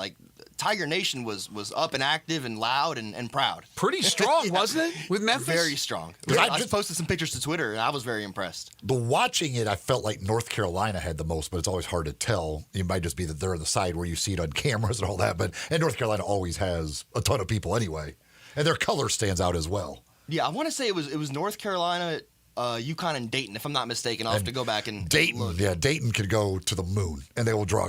It's amazing. And those fans will follow the way they follow that basketball program is absolutely amazing. It is. So they go out, they win in San Francisco, they beat Connecticut, they knock off Tom Izzo and Michigan State, and lose in the championship to a very good Auburn team that's ranked number 2 in the nation right now. So obviously it was an incredibly successful road trip. So how good, we know that Memphis is now ranked in both polls, firmly in the rankings. How good do you really believe this team is? I think it's legit. I think it. There's obviously holes that we saw exposed against Auburn. And I know people were a little bit upset with my use of the word exposed, but there's nothing wrong with that. Good. Heck, great teams get exposed. Teams have weaknesses, and Memphis has happened to be its interior defense and ability to keep teams off of the offensive glass, which is what I think plagued it against Auburn and even against UConn. Terrace Reed had a monster game. Their big man, UConn's did, and then Janai Broome obviously had a big time performance as well in that Maui title game. But those deficiencies aside, I think this is a legit team with real aspirations to make a second weekend in the NCAA tournament. Right now, I know it's so early, and I know we said the same things last year, and people are cautious and don't want to get burned and don't want to get heartbroken again if you're a Tigers fan, but something about this feels different, this start. And Penny spoke about it, about this being hinged on defense and grittiness and toughness versus just getting buckets, which is what, let's face it, last team's, fast start was kind of based on. And I think that's why it's this foundation seems sturdier. If that I makes agree. sense. Is that fair to say? Yeah. Yes, it is. Yes, it is. In the building there, in the UConn game, once UConn came back and got it to overtime, was your feeling and pretty much the feeling in the building, there's no chance Memphis wins this game now? I thought Memphis was done. Because I tweeted that. People were freaking out Ball because there was like three Yeah. people out there that thought, what are you saying? No, I'm saying we've seen it before. They've been down this road. Yep. I saw a 13-point national lead championship squandered game. with Yes. less than 4 minutes to go. You're playing this is before Connecticut would lose 2 more games and get off to the start they Exactly. did. Before we- yeah. It was nothing against Memphis. It was all about, it's Connecticut. Connecticut's Championship got pedigree. all the momentum, Yes. championship pedigree, Yes. and people were freaking out. And, of course, hindsight's 2020. Oh, we thought Memphis was going to win. Nobody in their right mind, or most people in their right mind, thought. But they did it. They made all without P.J. Haggerty, without your star guard, And fell behind. and without Nicholas Jourdain, both those guys Yes. had fouled out in and overtime. fell behind several times and came back. So there's just this will to win. There's something intuitive. I don't know what it is. I can't firmly put my finger on it, but there's something about this team that really stands out differently from other teams, including even the Davis DeAndre Williams team. There's something about this team. I think the role players are a lot better, even than the Davis DeAndre team. Like you got guys like P.J. Carter and Baraka Okogie and Musa Cisse coming off the bench, and they're not complaining about playing time. From what we can tell, they're not. P.J. Carter? How big was P.J. Carter? Man, he was huge. I think he had 7 of his 9 points in that game He in did. OT. Just special. How close were you sitting to Dan Hurley, by the way? Yeah, so I'm trying to explain. I was sitting. Did you catch any of his spit coming out of his? No, Okay. nowhere near right. that close of vicinity, but across the gym from Dan Hurley. So if Dan Hurley and UConn are, let's say, I'm in the right corner of the top right corner of the gymnasium, I was in the bottom left corner in the media row. Could you still hear him? No, but you could Oh, read you his could? lips pretty well. It wasn't hard to tell what he was, some of the things he was shouting. Yeah, it's interesting because you think about the 3 games that Memphis played. You have Hurley, who's crazy, absolutely bonkers. You have Izzo, who lets it. I mean, he doesn't. The expletives aren't flying, but he gets will. heated as well. He gets Oh, heated. my gosh. And then Bruce Pearl. Are you kidding me? I don't know how the guy doesn't have a heart attack out there. And then you have Penny, calm, cool, collected. Yes. Penny Hardaway. Just going up against different those demeanor, guys. different approach. And hanging or out coaching in certain games, those guys. Yeah. How much out coaching future Hall of Famers or current Hall of Famers in the case of Tom Izzo, obviously. How much do you think, and Penny talked about this the other day, kind of reflecting on last year and the offseason and mistakes that he made. Yep. How much of it is Penny maturing as a coach? How much of it is maybe having a veteran like Mike Davis and his influence? What do you think it is? Because Penny is coaching now at a different level. I think a lot of it's the inner growth, the maturation, the self-reflection, everything that Penny's talked about from really August onward. When he spoke to me and others at Media Day, at Conference Media Day in Dallas, Texas, just his ability to not switch things up right away. Like last year, we saw so many times where a certain 5 would start, and before even 4 minutes into the game, you've got 2 new guys coming in, and then 3 new guys. You can't even tell who's on the court, right? At times last season. Now you see him kind of allowing guys to make their mistakes and take their bumps and trusting them, and they're rewarding him by performing the way they are. The players are. And now part of it is just the fact that there's limit on the guys they can put in, but he actually lets guys play with 2 fouls in the first half now. Yeah, and I think that's a great point. Part of it is he has to. Like, they've got 9 scholarship players available, which is nuts, And he knows taking out a couple of those guys could be detrimental to the team's success in that particular game. If you have Haggerty and Danger, let's say, get 2 fouls each early, you could be so far behind at halftime. You could be that maybe you're not able to come back. So I'm sure that is taken into consideration as well. No, for sure. And I think, like at some point, he's having to ride guys out, like like you guys have said, even with 2 or 3 fouls early on, because there's just not, that depth isn't there, and that's a double-edged sword, right? Like, it's forcing him to play this tight, 8-man rotation that's obviously working and clicking and jiving, but then it's not giving him insurance in case Dane Danger, Nicholas Jourdain, or Musa Cisse, whoever gets into foul trouble, as those guys have tended to do early on in the season. Is there enough sample size now, 7 games, that we can say they are legitimately a really good three-point shooting team? I mean, they're first in the country. I know. Can't get better than that, right? It's nuts, man. Look, they're shooting 46.9% from three. No other team in America is shooting over 45, right? Like, it blows my mind. Yeah. It blows my mind. And again, they're not shooting a bunch of them. Like, if you look at the numbers, they're not. But they're making them, and they're making big ones too. Like, they only took 9 against Auburn, right? Like, they made 6, but they only took 9. Most elite three-point shooting teams are not taking only 9 three-pointers a game. Was some of that Auburn doing a great job in guarding the perimeter? 100%. Okay. And Bruce Pearl said that afterward. Janai Broom said that. That their game plan was, hey, let's run Memphis off the three-point line. Like, we'll live with the, Haggerty buckets at the rim, that the Tyrese Hunter drives, whatever it may be. But what we're not going to live with is having them jack up, 15, 20, 25 three-pointers and, set the nets on fire again. Right. I think the question everybody in the world, every Tiger fan wants to ask is, are they going to pick anybody up here at the semester? Have you heard anything more about anybody that might be available that could help this team? Yeah, when this conversation first kind of arose when, Tyreek Smith had left the team and there was that vacancy there. That vacancy was fresh. Like, it seemed like there were guys out there who had either, I want to say, opted out of their seasons before the season even began or hadn't played, or there was some mystery around their eligibility with their current teams that would become available come December. It just seems like those murmurs have, I don't know if you guys feel it too, have quieted down. And even Penny's response to my question after the Auburn game, I asked him, like, hey, with the way Auburn kind of handled you guys, inside in the paint, on second chance points, all of that, like, does that even add a sense of more urgency for you to get another big, right? Like, to get more size in this team? Because they only have one player taller than 6'9". That's Moussa Cisse. That's it. And Dane Danger's 6'9", and then after that, it's 6'7" and shorter, with guys that are in their core regular rotation.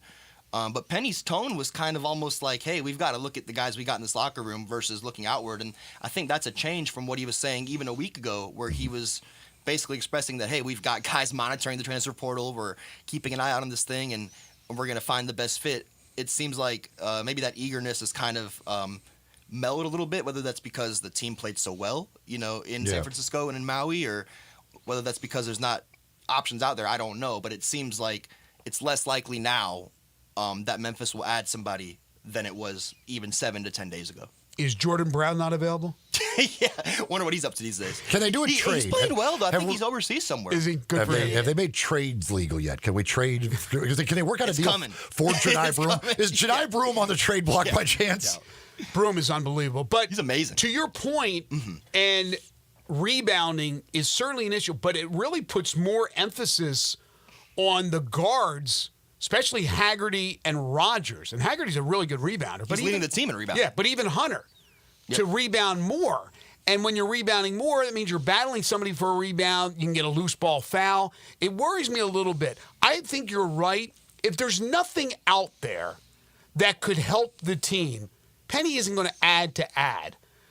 But I don't know what's out there. I don't follow that. So I think if there's something out there that he believes could help, and especially help with the depth, he'll look at that person. I don't think there's any question. But again, I don't follow history that. suggests that he will look at that person, and he will strongly consider adding that person if it's the right fit, both from a on-court perspective and chemistry. Like, the last thing you want to do, right, is add somebody on, let's say, December 12th that's going to come in here and demand a certain amount of shots, demand a certain amount of minutes, and have an ego, quite frankly.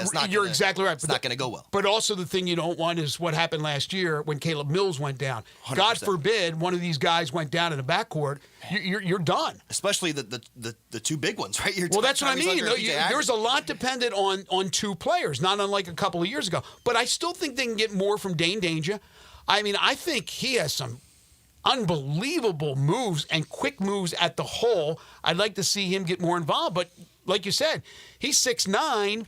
If he's 6'9", going up against some guys that are 6'11", 7 foot. Exactly. No doubt. So, but right now, I mean, there's not much to qualm about this. There's no qualms from me, because this is a team right now playing well. Now, they got a brutal schedule coming up later this month. Clemson, The only team from the ACC Kentucky. last night Yes. to beat an SEC Yes. team, right? They were 1 of 9, the ACC, And Ian or 1 Shefflin of had 10. like 20 rebounds, I think. Ian Shefflin did. Clemson, Man, that and seems I told you legit. that earlier in the season. Don't count out We talked about Clemson. Shefflin, didn't we? Yes, I said Clemson just because they lost P.J. Hall and all. Yep, They're still going to be good, and it's on the road, and Virginia on the road, and then Ole Miss dismantled Louisville on the road. They got Ole Miss and Mississippi State last month, so now they got 2 games this week. You're coming off the high of Hawaii. Yep. You got those 4 big ones later in the month. You got a game tonight against La Tech. Pick to win the Conference USA, and Arkansas State on Sunday at home.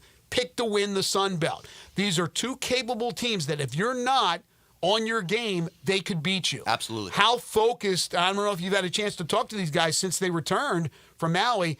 I mean, they better be focused and ready to go. Yeah, we heard from Penny during his first Penny Hardaway radio show on Monday at Brookhaven, and we heard from Tyrese Hunter and PJ Haggerty, but that's kind of been about it. We haven't had a chance to really ask these guys questions or sit down in any formal press conference type setting since the Maui trip. So, I guess we'll see where the team is at mentally tonight. But yeah, these are huge. Like, I think tonight and then obviously Sunday against Arkansas State, those are the type of games that Memphis is going to play largely from January through early March? Exactly. Like, this is a good test for what's to come. Like, can this team stay disciplined and focused and locked in on these type of opponents? We know they can do it against UConn, against Auburn, against Michigan State, but can they do it against your La Techs of the world? And we'll find that out very soon. And against those teams, for the most part, they've struggled in the first half. We didn't see that in Hawaii with the exception of Auburn, but that was more what Auburn did, not what Memphis couldn't do. Correct. So hopefully they get out of the gates quickly tonight against La Tech, and same deal on Sunday against Arkansas State. It's a good test tonight. Daniel Bacho, we talked about him off the air a bit. Really good Louisiana player. Tech's 6'11" center. Really good player. I think he's top 30 in points, in rebounds, and points, field goal percentage, and blocks per game. He is top 30 in all 3 of those categories. Guy who started at Arizona, yes, but as a guy who is on the fast track to possibly play in the NBA. That's what his head coach told us. And they got a great point guard, Newman, who's a really good distributor, over 8 assists per game. And they've got a former SEC guard, right? Former Ole Miss Rebel, Amari Abram. Yeah. Oh yeah, he was really good as a freshman at Ole Miss. Almost a 38% 3-point shooter. Yeah, they got some talent. They've got some guys. Yeah, no doubt. The with their win last night, Clemson went from 18 to 13 in the net. Wow. Ole Miss jumped up from 54 to 27 with the win last night crap, I'm looking at at it right Louisville. now. Wow. Yeah, so again, for Memphis, that's what you want. Have all these teams win. Now you've got Clemson at 13, you got Mississippi State at 26, you've got Ole Miss at 27. So you've got some great opportunities coming up here as far as schedule's concerned. Because again, once the new year hits and conference play begins, you don't have these opportunities. So you want all of these teams to keep winning these games to make these the best possible opportunities. I dug through it. I think it was yesterday or Monday when the net first came out. Of the 18 AAC games, you won't believe how many quad 1 or quad 2 opportunities Memphis has total. I want y'all to guess. 1. I can't imagine any quad 1s. No quad 1. Okay, fine. No quad 1s. We can eliminate that. Quad 2. Quad 2. 5. Okay, a little bit more than I thought. That's still awful. That's less than a third of the it's schedule. absolutely awful. But that's why, and to Eli's point, And by the end of the year, they might even be that many. Exactly. right. Penny, that's why he Not puts the doing well. schedule together. That's why you play these type of teams.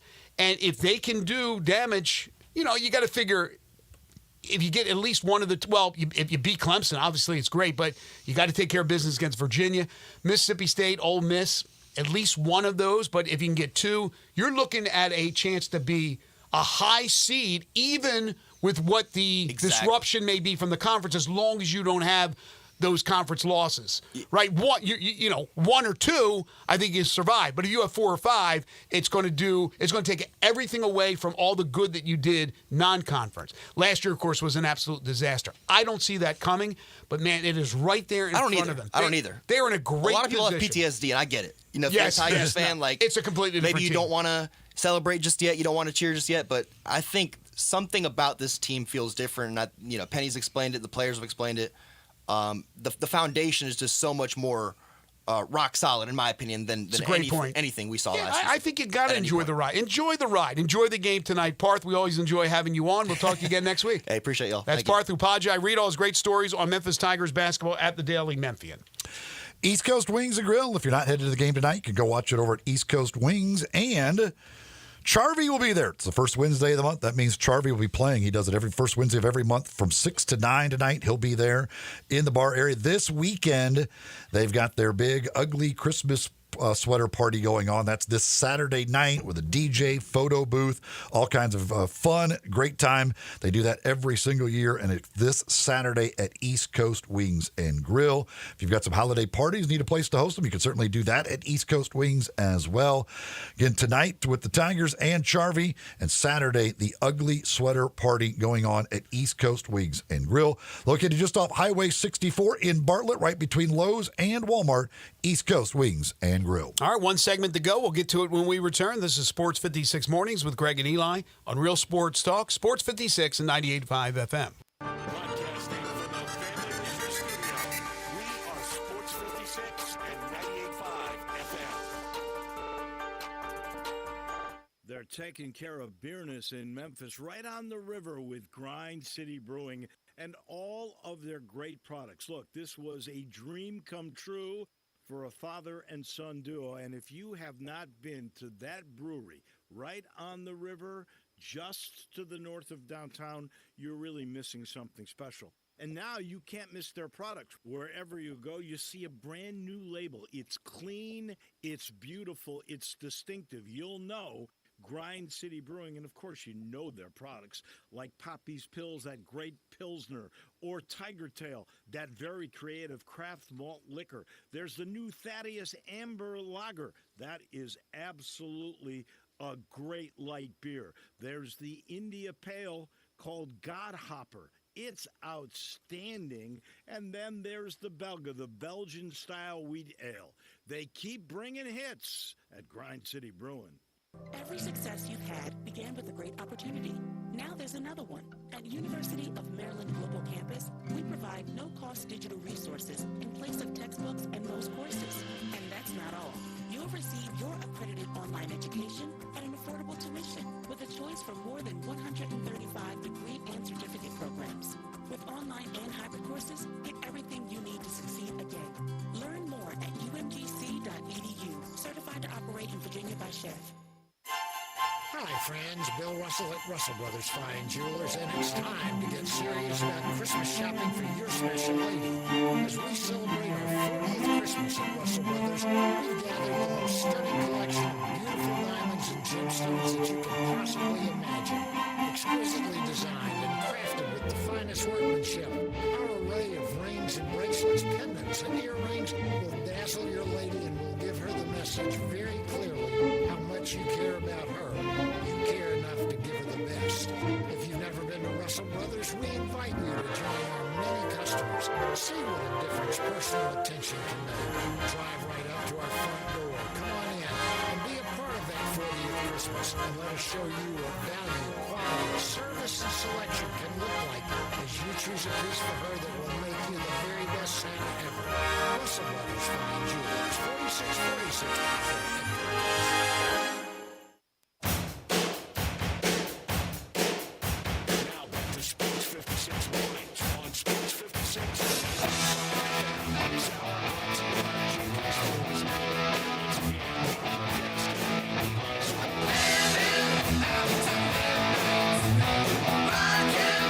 Welcome back, everybody. Final segment here on this Wednesday edition of Sports 56 Mornings. We've talked a lot of Tigers basketball, Tigers football, and the names continue to roll in as far as signing day for Memphis, and of course all area and national programs around the country, with it being the National Signing Day across America. The formal announcement from the school, their complete class, will be later today. Ryan Silverfield will meet with the media later this afternoon. We'll have more on this tomorrow, but much more on Friday when Brian Moss from Rivals joins us to kind of break down what the class looks like. I've given you some of the names of some of the players that have already signed this morning for Memphis. They're feeling pretty good about this class. The congratulations, by the way, Jalen Wells being named the Western Conference Rookie of the Month. Absolutely. Yesterday. I can't imagine there's been a whole lot of times in the history of the NBA where a second-round draft pick was the Rookie of the Month for the first month of the season. got to be a rarity if it's ever happened. It's like, how many draft picks, second-round draft picks, are even getting an opportunity to win that award? Like even playing in literally the first month of their career as a second-round pick. That's an amazing thing that you could have a second-round pick do that. And on a good team. A second-round pick on a good team to end up being the rookie of the month, the first month of the season, is incredible. Well, even the Eastern Conference rookie of the month, McCain from Philadelphia, is a surprise. Nobody expected that before the season started, did they? Well, he was what pick was he? He wasn't a top 5 pick, and they had Tyrese Maxey, but Maxey got hurt. He got his opportunity. He was expected to be pretty darn good. I don't know if he was picked to be the guy from the Eastern Conference, but maybe a lot more than, obviously, Jalen Wells. But here's the thing. In the summer, if somebody was to tell you the Grizzlies will produce the rookie of the month for the first month of the season, your guess would have been who? Zach Edey. Zach Edey would have been. Everybody and their mom. But you're right. Jalen Wells out of nowhere, second-round pick. This administration continues to hit on second-round picks, and they continue to hit on two-way players, free agents. This is a tweet from Bobby Marks last night. Says Memphis late, now of course it imploded in the fourth quarter for the Grizzlies, but Memphis late in the third quarter had a lineup of Scottie Pippen Jr., former two-way, Marcus Smart, picked up in a trade, Jake LaRavia, 19th pick, Santi Aldama, 30th pick, Jay Huff, former two-way player. And then he says, good things happen when your front office identifies the right people and the coaching staff develops them. We have praised the front office for a lot of the things they've done. Have they missed? Yeah, they missed on Zaire Williams. They missed on some guys. But they have nailed it, especially with the second-round picks and going out and get free agents. And here's the other thing. We don't give Jenkins and his staff enough credit for developing the players, which, again, is what Bobby Marks just said. That's why I think he's... Well, the Grizzlies didn't give him credit because they got rid of most of the staff. Well, maybe they did, but they didn't get rid of the head coach, and he's the leader of that. So I give him a lot. I think more highly of him than a lot of people do. I think a lot more highly about Taylor Jenkins than some people do. But I think he's a developer of these players. I think he's a player's coach. I think he knows what he's doing.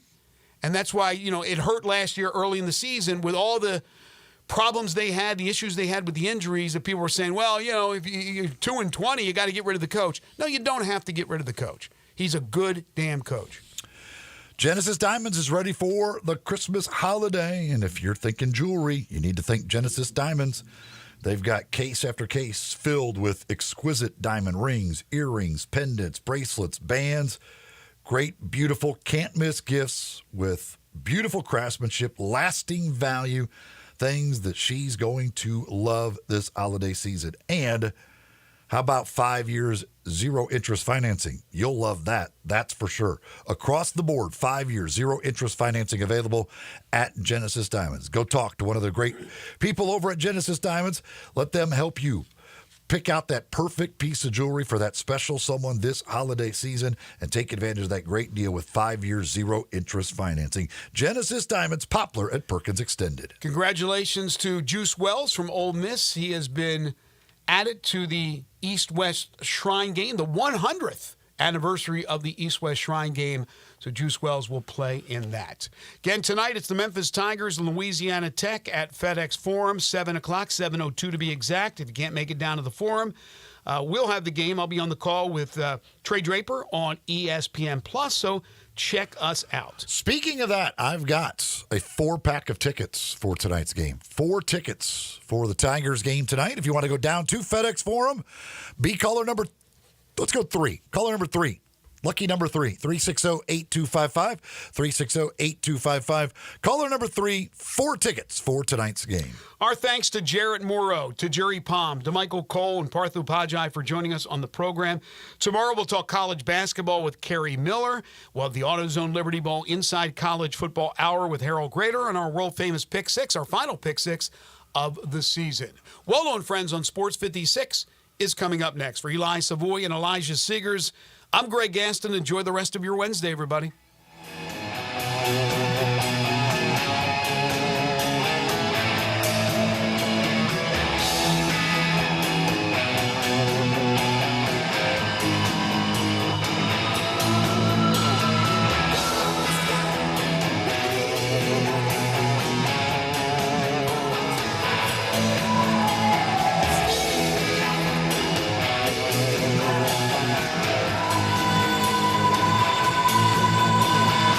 Since 1948, in the alley, the Rendezvous. I'm with John Burgess. John, what's going on in the Rendezvous? Well, there's some things about the Rendezvous I want to talk about. For example, we make it really easy to park. We have valet parking right at Monroe Street in our alley. We also want to make it easy for people to get to doors. You can now park in our alley right at our front door and put your flashers on. People also forget that we take reservations for 6 or more.